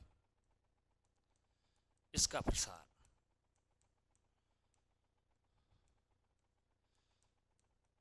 ये आने आपको याद होने चाहिए। ये प्रसार कहां से निकलते हैं, इसकी जड़ क्या है, मैक्लॉरिन प्रमेय है, वो भी मैं आपको बता दूंगा कि प्रसार कहां से निकलते हैं। अभी तो मैं डायरेक्ट लिख रहा हूं, इनकी उत्पत्ति कहां से होती है वो बात भी मैं तुमको बता दूंगा, ठीक है।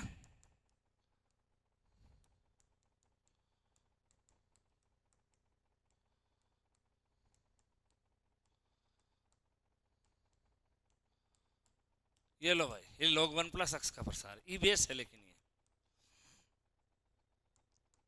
एकदम खुले खुले लिख रहा हूँ ताकि आपको दिख जाए बढ़िया से, क्योंकि आपको ये नोट भी करने होंगे, क्योंकि इनको याद करना पड़ेगा आपको।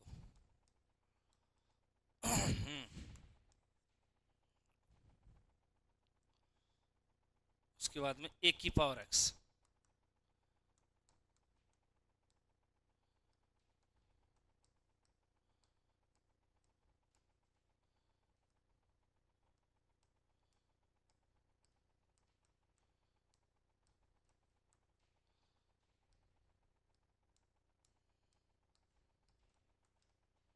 ये लो, है ना।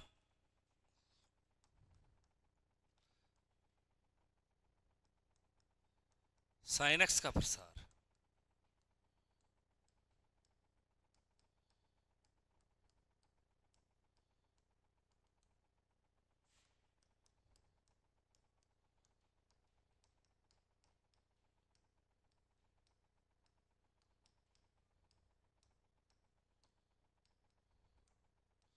ये फैक्टोरियल है भैया। देखो ये प्रसार हो गए, sine x, cos x, ten x, cos x का आ गया, अब टेन एक्स का।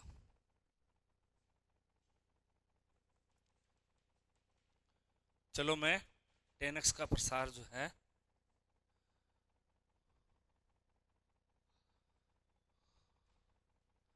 कोई दिक्कत नहीं है, दिख रहा है आपको?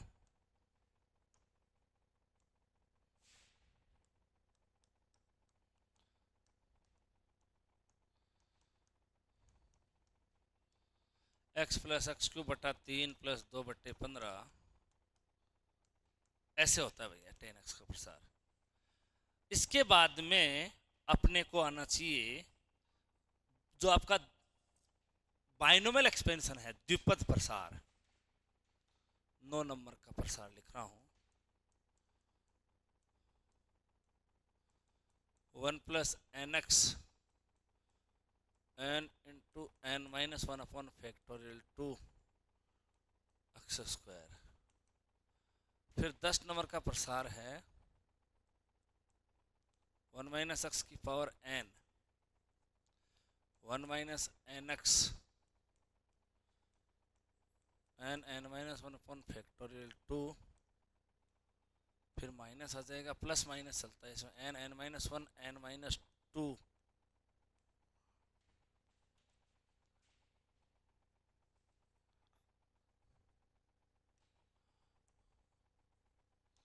आराम से लिख देते हैं इसको, n-1 n-2 अपॉन,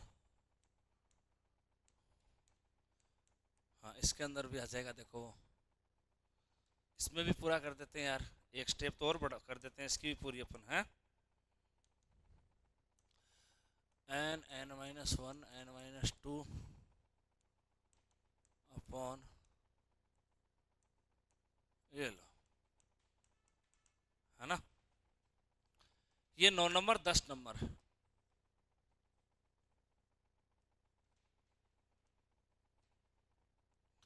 11 नंबर। एक सिग्मा एन का पता होना चाहिए आपको, क्योंकि ये सवाल बहुत आता है, हालांकि आपको मैंने पढ़ाया था उसके अंदर प्रोग्रेशन वाले टॉपिक में, सिग्मा एन स्क्वायर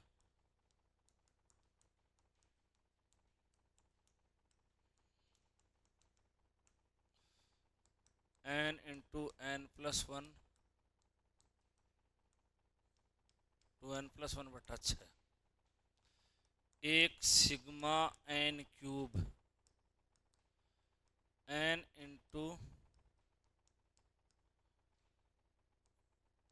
2 का होल स्क्वायर होता है स्टूडेंट, है ना। सिग्मा n क्यूब जानते हो तुम, 1 का क्यूब, 2 का क्यूब, 3 का क्यूब, ऐसे।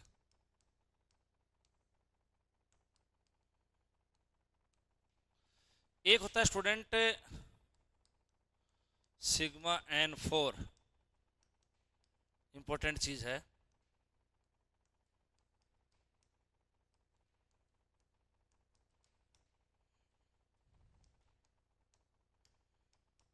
(3n - 1/30),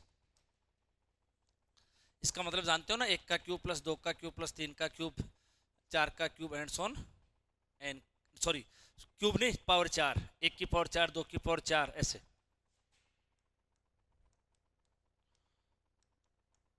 ऐसे रे स्टूडेंट, ऐसे रे। इसको बोलते हैं सिग्मा, सिग्मा एन की पावर 4 इसको बोलते हैं, है ना। अब देखो थोड़ी जगह हमारे पास यहाँ पे है, 15 नंबर लिख देते हैं। Sine inverse x, sine inverse x का होता है एक्स प्लस एक्स क्यूब बटा फैक्टोरियल 3,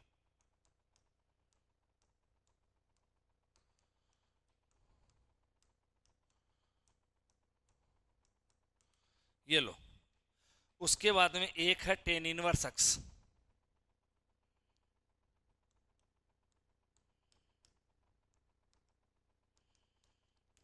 टेन इनवर्स एक्स का लिख रहा हूं एक्स माइनस एक्स क्यूब बटा 3,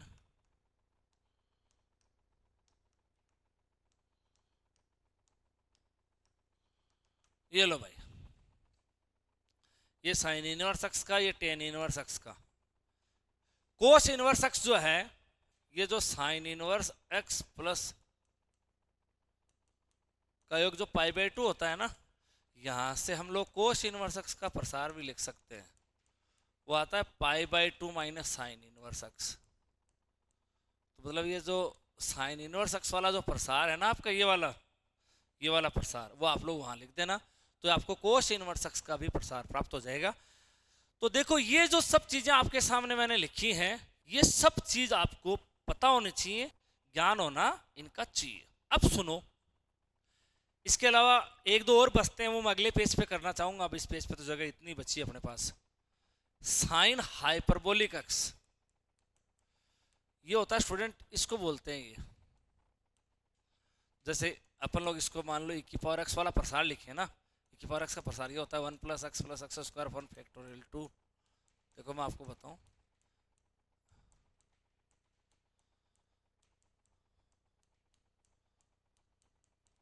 है ना, और माइनस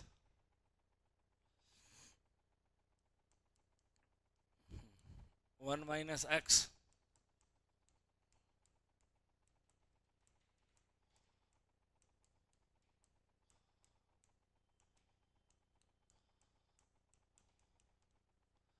हाँ। अब देखो ये विषम वाली गाते तो कट जाएंगे इसमें, ये देखो ये तो कट जाएंगी, और ये एक और एक दो, ये सब डबल डबल हो जाएंगे, ये डबल डबल, देखो देखो ये डबल हो जाएगा, डबल डबल डबल, है ना। तो वो एक बटा दो बाहर आ जाएगा, वो डबल कट जाएगा।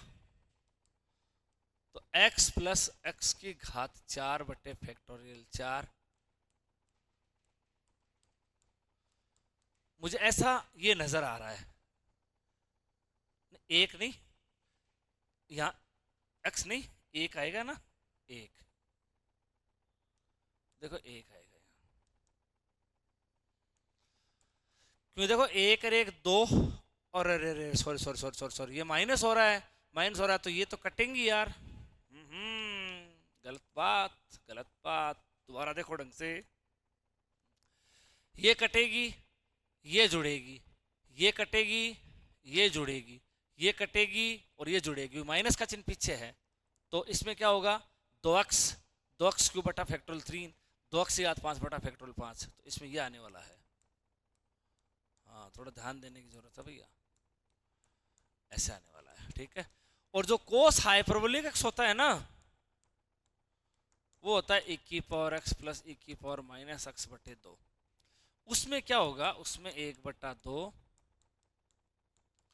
उसमें अपन जो पीछे वाली बात कर रहे थे ना,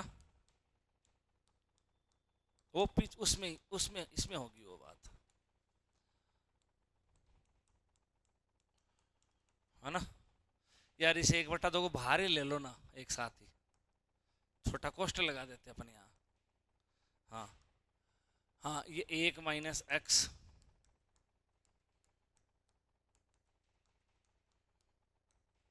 ये प्लस होगा इसमें, है ना, बीच में,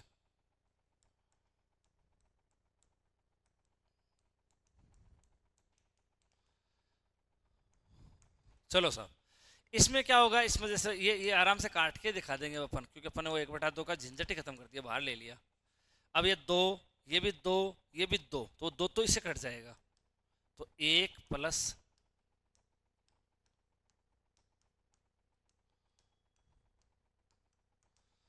ये किसका प्रसार आ गया, ये कोस हाइपरबोलिक अक्ष का प्रसार आ गया आपका, है ना। तो इस तरह से ये साइन हाइपरबोलिक अक्ष आ गया, कोस हाइपरबोलिक अक्ष आ गया। इतने की अपने को ज्यादातर जरूरत पड़ती है क्वेश्चंस के अंदर।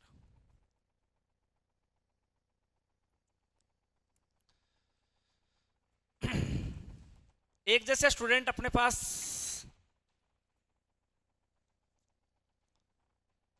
मैं आपको बताऊं, कुछ बता रहा था मैं आपको कि ये जो प्रसार है वो किससे निकलते हैं, मैक्लोरिन पर में से निकलते हैं, मैक्लोरिन पर में।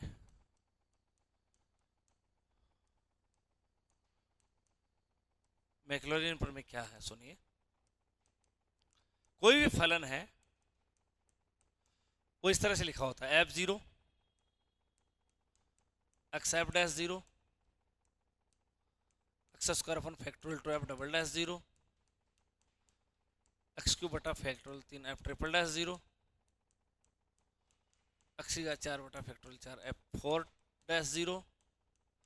ऐसे होता है, कोई भी फलन होता है वो। अब आप किसी भी फलन का प्रसार निकालना चाहते हैं तो यहां से निकाल लो आप लोग। अब जैसे मान लो आपकी इच्छा हो रही है साइन एक्स का प्रसार निकालें, तो लो एफ एक्स साइन एक्स है, आप इन तमाम चीज़ों के मान निकालो साइन एक्स के लिए। तो पहले तो आप f0 निकाल लो, तो साइन 0 0 हो गया। अब आप f डैश एक्स करो पहले, साइन एक्स का कोस एक्स हो गया अवकलन, है ना। अब f डैश 0 निकालो, कोस 0 1 हो गया। अब इसका दोबारा अवकलन करो, f डबल डैश एक्स निकालो, माइनस साइन एक्स हो गया। अब f डबल डैश 0 निकालो, 0 लिखो तो इसमें 0 हो जाएगा। f ट्रिपल डैश एक्स निकालो, तीसरी बार अवकलन करो इसका डबल डैश एक्स का, माइनस कोस एक्स आ जाएगा। अब यहाँ से f ट्रिपल डैश 0 निकालो तो माइनस 1 आ जाएगा। चौथी बार अवकलन करो तो कोस एक्स का माइनस साइन एक्स होगा तो प्लस साइन एक्स हो जाएगा। तो f ये कितना आ जाएगा, साइन 0 0 हो जाएगा। अब पांचवी बार अवकलन करो, साइन एक्स का कोस एक्स हो जाएगा। पांचवी बार अवकलन में 0 लिखो तो कोस 0 1 आ जाएगा। इस तरह से ये मान निकाल लिए अपन। अब ये मान इसमें लिखो, f0 तो 0, f dash 0 1, f double dash 0 आपका 0, तो ये स्टेप खत्म हो गई। f triple dash 0, triple dash 0 minus 1, तो माइनस एक्स क्यूब बटा फैक्टोरियल 3। ये चौथे अवकलन वाली स्टेप 0 हो जाएगी। फिर इसमें आगे क्या आएगा, x की घात 5 बटा फैक्टोरियल 5 f ऑफ 5 0 ये आएगा। तो x की घात 5 बटे फैक्टोरियल 5 f 5 0 प्लस का 1 आ रहा है। तो ये देखो आपने अभी भी जो मैंने साइन एक्स का प्रसार लिखा था आप लोगों के सामने, वो यही लिखा था। तो साइन एक्स बराबर एक्स माइनस एक्स को बटा फैक्टोरियल 3 प्लस एक्स 5 बटा फैक्टोरियल 5 वगैरह वगैरह। ये इस तरह से मैक्लोरिन प्रमेय जो होती है उससे आप लोगों के किसी भी फंक्शन का जो प्रसार है वो हम लोग निकाल सकते हैं। अपने को f0, f dash 0, f double dash 0, f triple dash 0, f4 dash 0 ये मान प्रत्येक फलन के लिए अलग अलग आएंगे। बाकी x एक्स स्क्वायर बटा फैक्टोरियल 2 ये फिक्स रहेंगे। बस ये बदलेगा तो कौन, f0 बदलेगा, f डैश 0 बदलेगा, f डबल डैश 0 बदलेगा। ये चीज़ें बदलेंगी जैसे जैसे आपका फलन बदलेगा, वैसे वैसे ये चीज़ें बदलेंगी और आपका प्रसार भी फिर बदल जाएगा। तो मैक्लोरिन प्रमेय से ये जो अपन ने जो प्रसार लिखे थे उन प्रसारों को अपन लोग निकाल भी सकते हैं, लेकिन देखो निकालने जितना समय अपने को एग्जाम में नहीं मिलता है, क्योंकि हमें तो डायरेक्ट जब याद होंगे ना तो ही हम लोग क्वेश्चंस कर पाएंगे, डायरेक्ट याद नहीं होंगे तो फिर अपन क्वेश्चन नहीं कर पाएंगे। तो ये वाली बात भी आपको समझनी चाहिए। तो ये क्या मुद्दा चल रहा था इतनी देर, ये मुद्दा ये था कि जो अपन प्रसार विधि से सवाल करेंगे ना तो वो इन प्रसारों को काम में लेके करेंगे, ठीक है ना। तो अब हम पूरी तरह तैयार हैं प्रैक्टिस करने के लिए। जो पहले 4 फॉर्मेट हैं उनकी प्रैक्टिस करने के लिए हम लोग पूरी तरह तैयार हैं। एक मैं आपको कुछ कह रहा था कि टेस्ट टू इन्फिनिटी हो तो कुछ एक अल्टरनेट मेथड आपको मैं बताऊंगा, तो वो मेथड मैं भी आपको यहां से स्टार्ट करता हूं, उसके बाद में हम लोग ये सभी सवाल करते रहेंगे। देखिए क्वेश्चन यूं है, इन्फिनिटी, हाँ इसी से ही मैं स्टार्ट कर रहा हूं मेरी गाड़ी को। एक्स टेंड्स टू इन्फिनिटी हो तो आप लोग सबसे पहले तो ये जो भी है वो इसमें लिखेंगे, तो क्या प्राप्त हो रहा है, इन्फिनिटी बटा इन्फिनिटी, इंडेटरमिनेट आ गया ना। अब क्या करेंगे, अक्स की अधिकतम पावर, चरराशि की अधिकतम पावर आप कॉमन ले लें ऊपर और नीचे से, जिससे क्या होगा, जिससे जो टेस्ट टू इन्फिनिटी जो आपका चर है वो नीचे आ जाएगा, प्रत्येक पद के नीचे आ जाएगा, और जैसे ही आप लोग अनंत का मान नीचे लिखेंगे तो वो पद जीरो बन जाएगा। दिक्कत तो कब है, जब वो चर राशि ऊपर है तभी तो दिक्कत है। जब वो चर राशि नीचे आ जाएगी फिर आप उसमें उसकी जगह अनंत लिखोगे तो दिक्कत नहीं आएगी, क्योंकि वो पद जीरो बन जाएगा और आपकी लिमिट आपको प्राप्त हो जाएगी। इसलिए क्या करें, टेस्ट टू इन्फिनिटी की स्थिति में क्या करें, जो मेथड एक्स्ट्रा जो मेथड बच रहा था वो मेथड इस समय समझा रहा हूं, उसमें क्या करें कि चर राशि को नीचे लाने की कोशिश करें। और नीचे लाने के लिए जैसे इस प्रकार के जो सवाल है उनमें आप अधिकतम घात को कॉमन ले लें, वो अपने आप ही चर राशि नीचे आ जाएगी, अपने आप ही लिमिट का मान प्राप्त हो जाएगा आपको। ये वाला कंसेप्ट है। तो देखो इस सवालों को करने के लिए अक्स स्क्वायर ऊपर और नीचे से कॉमन लेके काट दो। हाँ कॉमन लिया एक्स स्क्वायर, तो ए बी एक्स बटा एक्स स्क्वायर बी बटे एक्स, ये देखो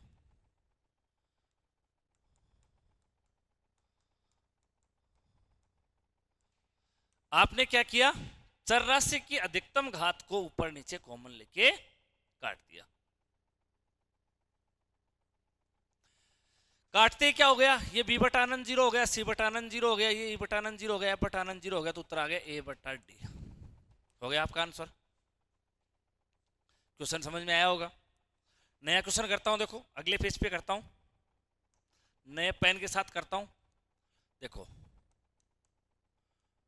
limit n tends to infinity,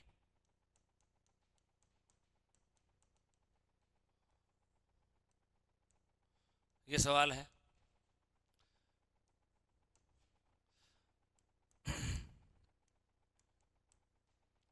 हाँ सिग्मा एन बटे एन स्क्वायर है, n into n plus one upon two इसका मान होता है। अब आप अनंत लिखेंगे इसके अंदर, तो ये अनंत बटा अनंत हो रहा है, हो रहा है ना। तो आप वही काम करेंगे, चर राशि को नीचे लाएंगे, एन कॉमन ले लो जबरदस्ती, तो एन कॉमन लेंगे तो एन स्क्वायर हो जाएगा, one plus one upon n हो जाएगा।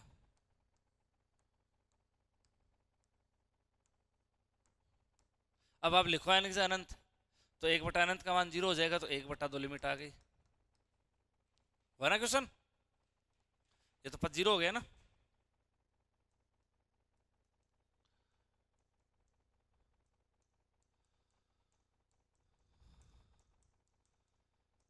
जैसे ये सवाल है, हमेशा इससे एक पावर ज्यादा रहती है नीचे, हमेशा इन सवालों की नेचर होती है, इससे एक ज्यादा पावर रहती है नीचे।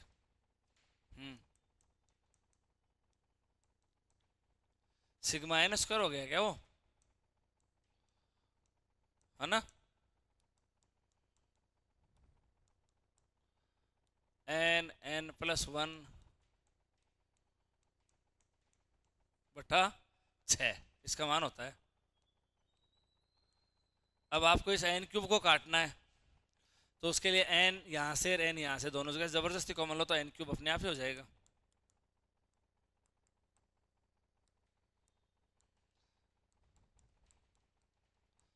एन यहाँ से और एन यहाँ से,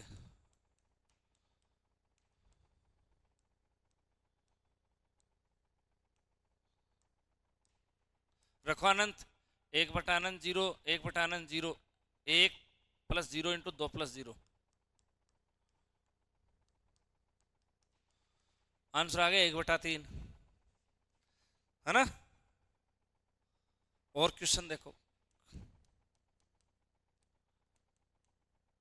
एक की पावर चार, दो की पावर चार, तीन की पावर चार, तो नीचे रहेगा एन की पावर पांच।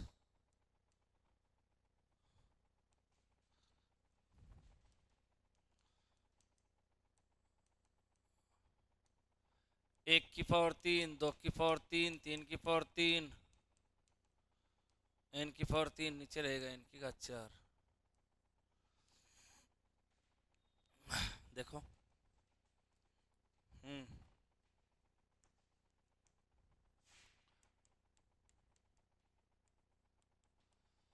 मान लिखेंगे इसका, सिग्मा एन की घात 4 है ये,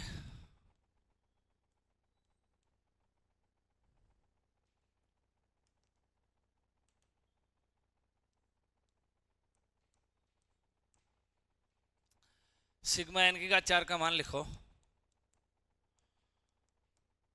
N n plus 1 two n plus 1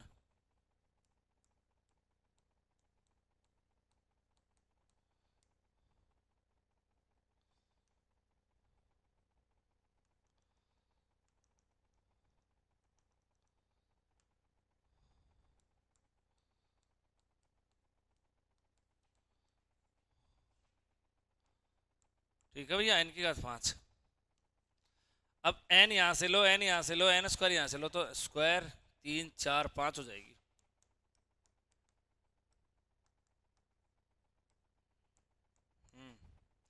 एक plus 1/n, 2 plus 1/n, N square लिया ना यहाँ से,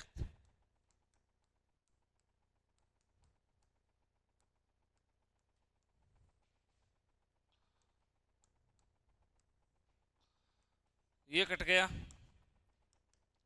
1/n 0, 1/n 0, 3/n 0, 1/n 0, 3 दूनी 6, अच्छा बटा 30 खा गए अपन, हाँ 3 दूनी 6/30, 1/5। ये क्वेश्चन है जैसे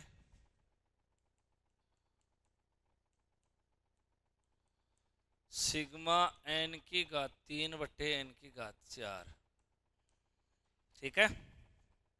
आओ,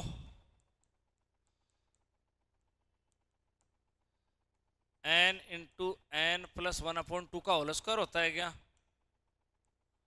बटा 4।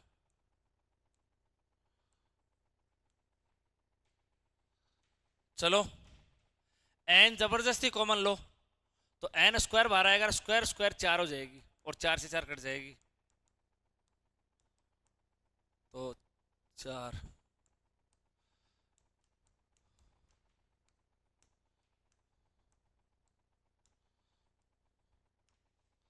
क्योंकि आप देखो इसके अंदर से तो n ही कॉमन लेंगे, लेकिन जो बाहर n स्क्वायर आ जाएगा, अंदर 1 + 1/n रह जाएगा। चर्रा से नीचे आ जानी चाहिए, बस चर्रा से नीचे आते ही क्या होगा, जैसे आप अनंत लिखोगे ना, वो पद 0 बन जाएगा अपने आप, है ना। तो 1 + 1/n 0, 1/4। ये जो अभी अभी आपने लिमिट के सवाल देखे, देखो स्टूडेंट, मैं आपको बताना चाहता हूं,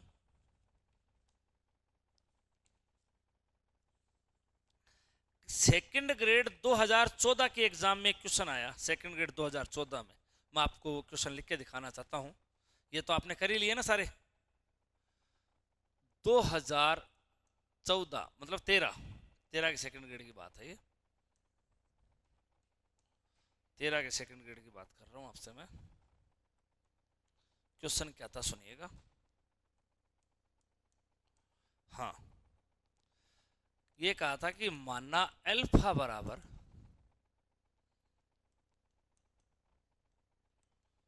उसने जो जो चीजें कह रखी थी वो लिखता हूं, alpha n tends to infinity, 1 का स्क्वायर, 2 का स्क्वायर,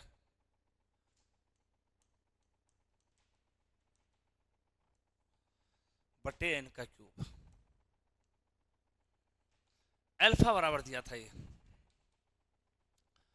बीटा बराबर दिया था 1 का क्यूब माइनस 1 का स्क्वायर, 2 का क्यूब माइनस 2 का स्क्वायर,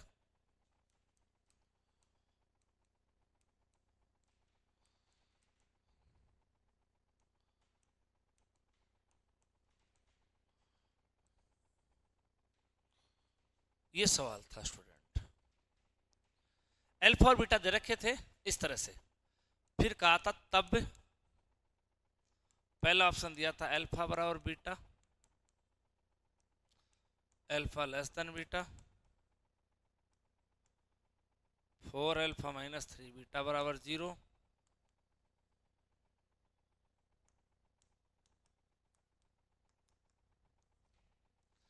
ये ऑप्शन क्वेश्चन के दिए थे। तो देखो ये लिमिट अभी भी मैंने आपको निकाल के बताई थी, देखो अल्फा,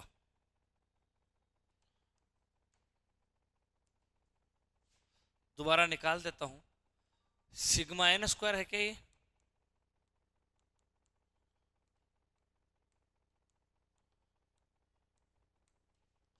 सिग्मा एन स्क्वायर है क्या?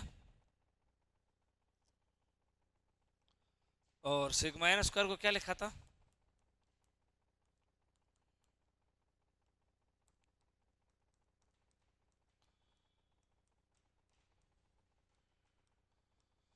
फिर ये कितना उत्तर आया था? 1/3 आया था, याद है आपको? 1/3 आया था। दोबारा मैं नहीं कर रहा इसको, एन यहाँ से कॉमन ले काट देना, नीचे वाला 2/6 आ जाएगा, 1/3 हो जाएगा। बीटा की बात करें, 1 का क्यूब, 2 का क्यूब, 3 का cube, sigma n cube minus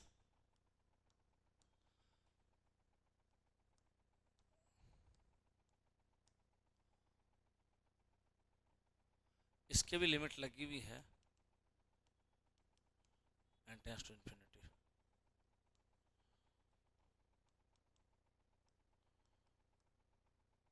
इसमें क्या होगा स्टूडेंट, इसको दो जगह तोड़ दो आप अलग अलग,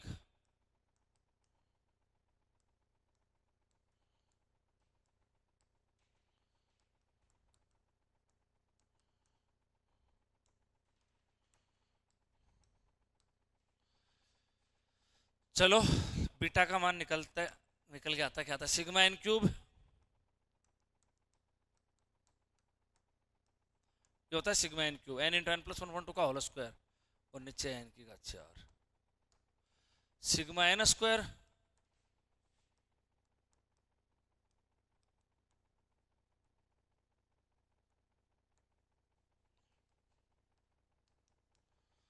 सिग्मा एन स्क्वायर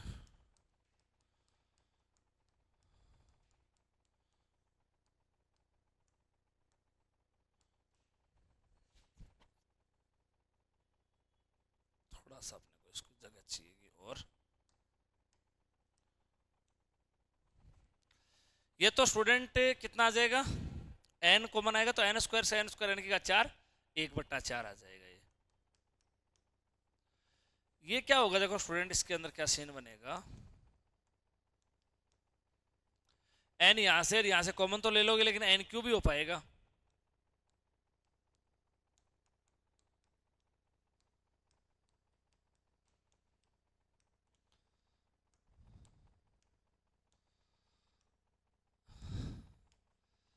ये नीचे एन रह जाएगा, इसके अंदर नीचे एन, तो जैसे ही आप लोग अनंत लिखोगे तो क्या होगा देखो,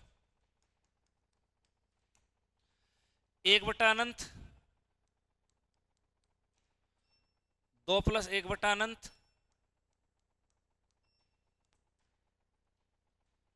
1/अनंत 0, 1/अनंत 0, नीचे 6n तो अनंत रह जाएगा, ये नीचे अनंत, तो ये स्टूडेंट 0 हो जाएगा, 2/अनंत 0।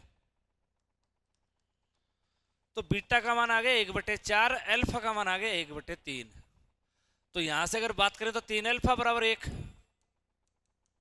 और यहां से अगर बात करें तो 4 बीटा बराबर 1,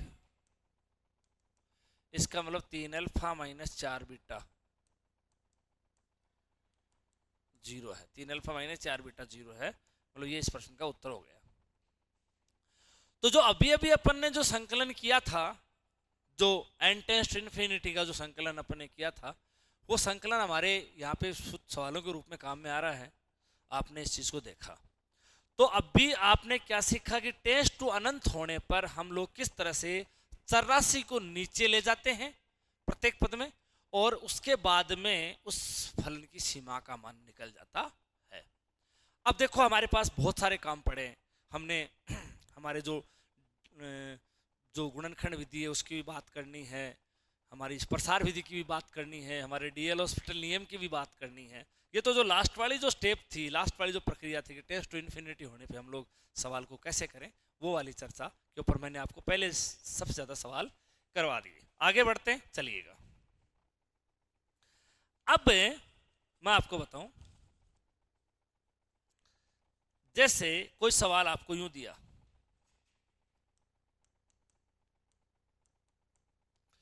limit x tends to 0, under root of 1 + x बटे अंडर रूट ऑफ 1 - x बटे में x। जैसे ये सवाल दे दिया आपको किसी ने।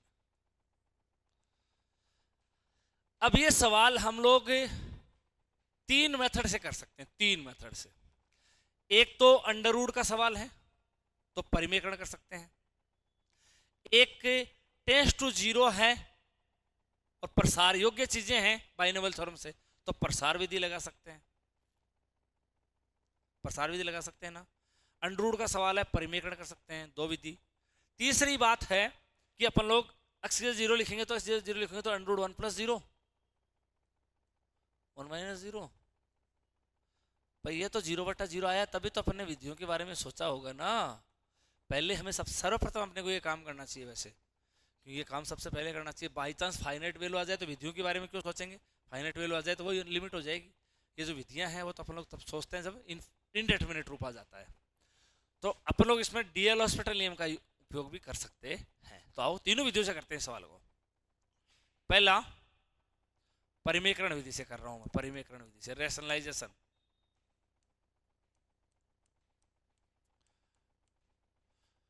जिससे आपको इन विधियों के बारे में थोड़ा थोड़ा ज्ञान भी हो जाएगा। लिख देता हूं मैं इसमें, अंडर रूट के सवाल में लगती है, टेंस टू फाइनाइट नंबर हो। हालांकि देखो रेशनलाइजेशन मेथड तो अपन लोग टेंस टू इनफाइनाइट हो तो भी विपरीत चिन्ह से ऊपर नीचे गुणा करने में कोई हर्ज नहीं है ना। हाँ, लेकिन स्पेशली टेंस टू फाइनाइट में अपन लोग इसको लगा सकते हैं, चाहे टेंस टू फाइनाइट कितना हो। इनफाइनाइट भी है तो अपन लोग रेशनलाइजेशन कर सकते हैं अगर अंडर रूट है अगर फलन में। तो देखो इसमें क्या करेंगे,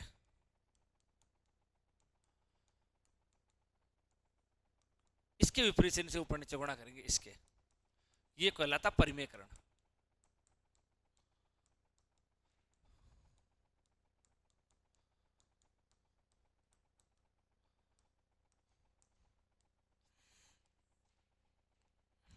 हाँ,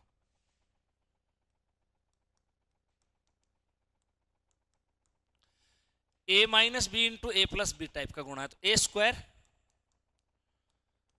- b²।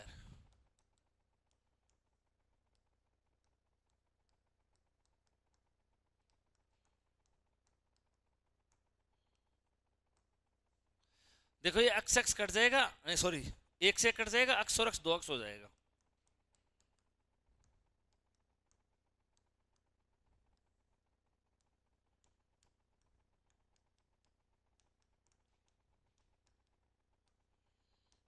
अब रखो 0 तो 1 + 0 1 1 - 0 1 √1 1 √1 1 1 2 2/2 2/2 2/2 1 आ गई ना फाइनाइट वैल्यू। तो ये कौन सी विधि लगाई आपने, परिमेयकरण विधि लगाई, जिसमें विपरीत चिन्ह से आपने क्या किया था, ऊपर नीचे गुणा इसको किया था। अब प्रसार विधि, प्रसार विधि टेंस टू 0 में इंफिनिटी में कारगर होती है। टेंस टू फाइन अगर 0 के अलावा और कोई वैल्यू हो या इनफाइनाइट के अलावा और कोई वैल्यू हो तो प्रसार विधि नहीं लगानी है। टेंस टू 0 या इनफाइनाइट होने पे लगानी है प्रसार विधि, और कोई वैल्यू हो तो नहीं लगानी। क्यों, कारण समझ में आएगा।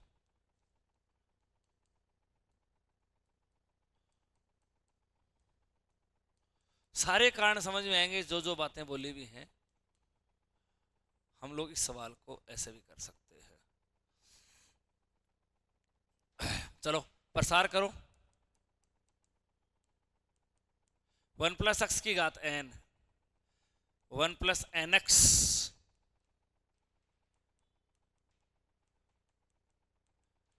Factorial 2x²। और लिख दो यार एक पद n n - 1।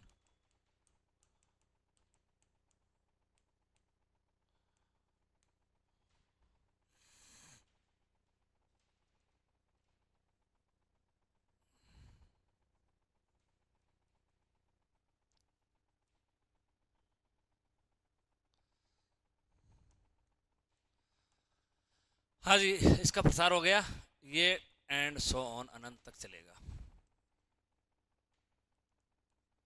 Minus 1 - x n nx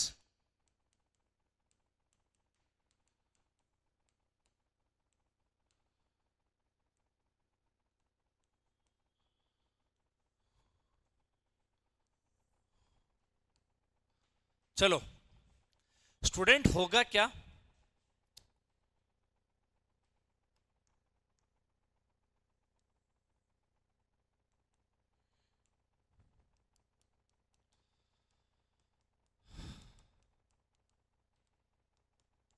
ये देखो 1 से 1 कटेगा, x/2 और x/2 जुड़ेगा, x हो जाएगा, ये और ये पद कट जाएगा, और ये पद माइनस माइनस प्लस होके जुड़ जाएगा, जो भी है वो मैंने लिख दिया। आधा एक्स और आधा एक्स जुड़ के एक्स हो गया, ये पद कट जाएगा क्योंकि माइनस होगा, ये माइनस और माइनस प्लस हो जाएगा आगे वाला, ऐसे पद आएगा आगे उसमें, तो ये एक्स क्यूब का टर्म हो जाएगा वो। तुम लोग एक्स को कॉमन ले काट दो,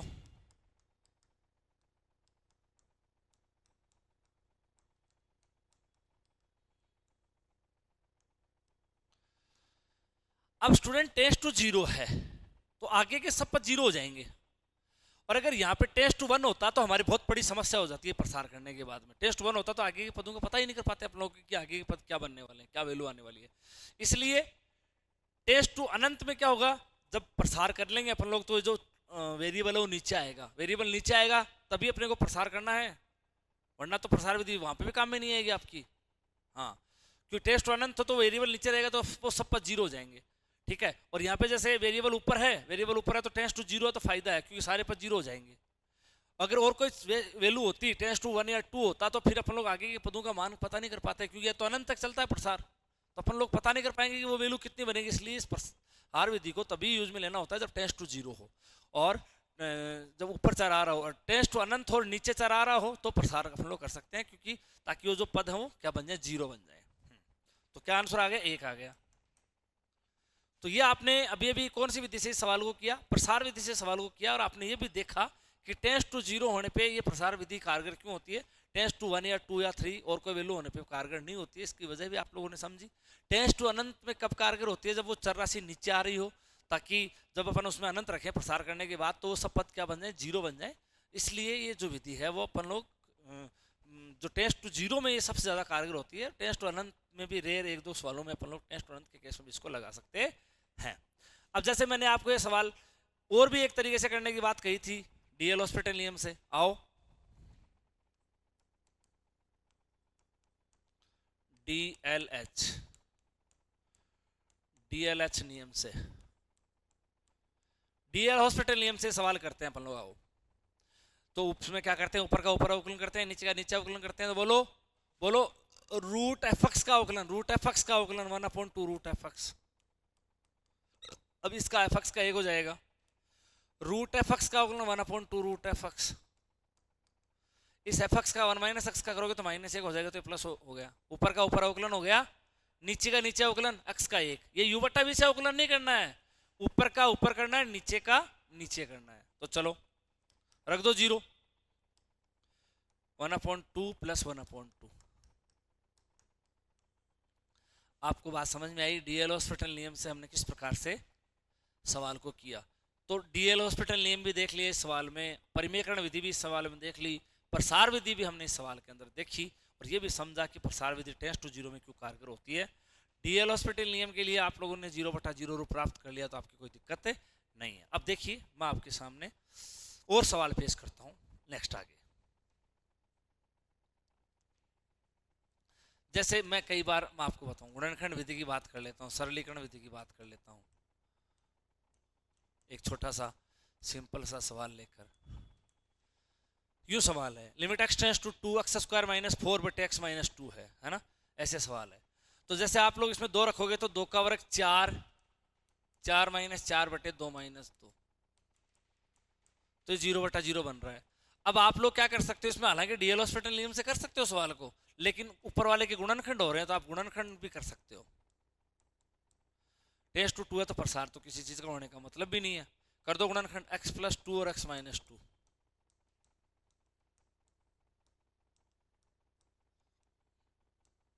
ये कट जाएगा और ये 2 और 2 कितना आ जाएगा, 4 आ जाएगा, इसकी लिमिट 4 आ जाएगी, है ना। डीएल हॉस्पिटल नियम से भी कर सकते हो। तो ये कौन सा मेथड था, ये फैक्टराइजेशन मेथड था, सरलीकरण विधि थी, गुणनखंड विधि थी ये, जिसमें अगर गुणनखंड हो रहे हो तो गुणनखंड आपको करने चाहिए, सरल करना चाहिए आपको, ठीक है। तो अपन ने देखा, अब जैसे मैं आपके सामने और सवाल पेश करता हूं। Limit x tends to 0 10x minus sine x, 10x minus sine x बटे एक्स क्यूब। अब देखो स्टूडेंट, 0 रखो आप इसमें, x की जगह 0 लिखो आप, तो टेन 0 0, साइन 0 0 बटे 0, तो 0 बट्टा 0 रूप आ गया। ये कौन सा रूप आया, 0 बट्टा 0 रूप। तो अब आप इसमें एक तो डीएल हॉस्पिटल नियम लगा सकते हैं, और बताओ आपकी कोई विधियां है क्या, और कोई विधि है क्या आपकी जो आप इसमें लगा सकते हैं। एक तो 0 बट्टा 0 रूप आ गया, तो एक तो डीएल हॉस्पिटल नियम से अपन लोग सवाल कर सकते हैं। लेकिन डीएल हॉस्पिटल नियम से जब अपन इस सवाल को करेंगे, डीएल हॉस्पिटल नियम से जब अपन इस सवाल को करेंगे तो बहुत मुश्किलों का सामना करना पड़ेगा। कैसे, इसका अवकलन होगा 3x स्क्वायर, फिर होगा 6x, फिर होगा 6, 3 बार लगाना पड़ेगा। देखो पहले लगाएंगे तो 3x, क्यों नीचे जब तक नीचे वाला 0 नहीं हटेगा तब तक उत्तर नहीं आएगा, क्यों नीचे वाला 0 आता रहेगा तब तक अनंत बनाता रहेगा। तो x क्यूब का 3x स्क्वायर एक बार अवकलन, दोबारा 6x, दोबारा 6, 3 बार जब डीएल हॉस्पिटल नियम लगाओगे तब ये सवाल होगा आपसे, है ना। तो बड़ी दिक्कत होगी। तो अब इसमें देखो टेंस टू 0, तो प्रसार विधि लगाना अपने लिए क्या है, इसमें ज्यादा फायदेमंद है। तो अपन लोग जो प्रसार अपन लोगों ने लिखे थे, प्रसार में इसमें लिखता हूं, देखो 10x का प्रसार, sin x का प्रसार, जो भी अपने प्रसार थे वो प्रसार लिख रहा हूं। 10x का प्रसार क्या था, देखो लिखता हूं, x प्लस एक्स क्यूब बटा 3, x प्लस एक्स क्यूब बटा 3 प्लस 2 बट्टे 15 x की घात 5, ये फिर sin x का प्रसार,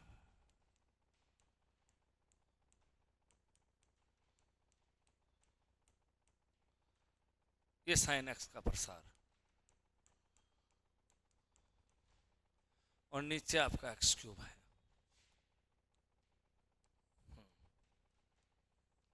ठीक है, अब देखो एक्स एक्स कट जाएगा,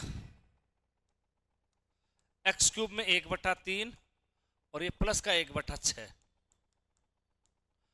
एक्स की घात 5 2/15 माइनस 1/5।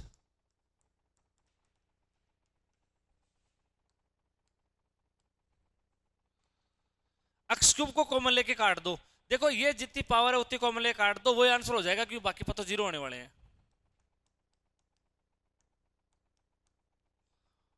1/3 प्लस 1/6, फिर एक्स स्क्वायर, ये जो भी 3 को कॉमन ले लिया मैंने, 3 पावर को, और वो कट गई नीचे वाली 3 पावर, 1 बच गया। अब रख दो 0, ये सब 0 हो जाएंगे, 1/3 प्लस 1/6 आ जाएगा, 6 लघुत्तम आ गया, 1/2 आ गया। तो इसका आंसर कितना आ गया, 1/2 आ गया। तो इस तरह से अपन लोगों ने इसमें प्रसार विधि को सीखा, प्रसार विधि पढ़ी, है ना। चलो आपको एक ब्रेक देते हैं थोड़ी देर का, उसके बाद में अपन लोग फिर मिलते हैं। ओके।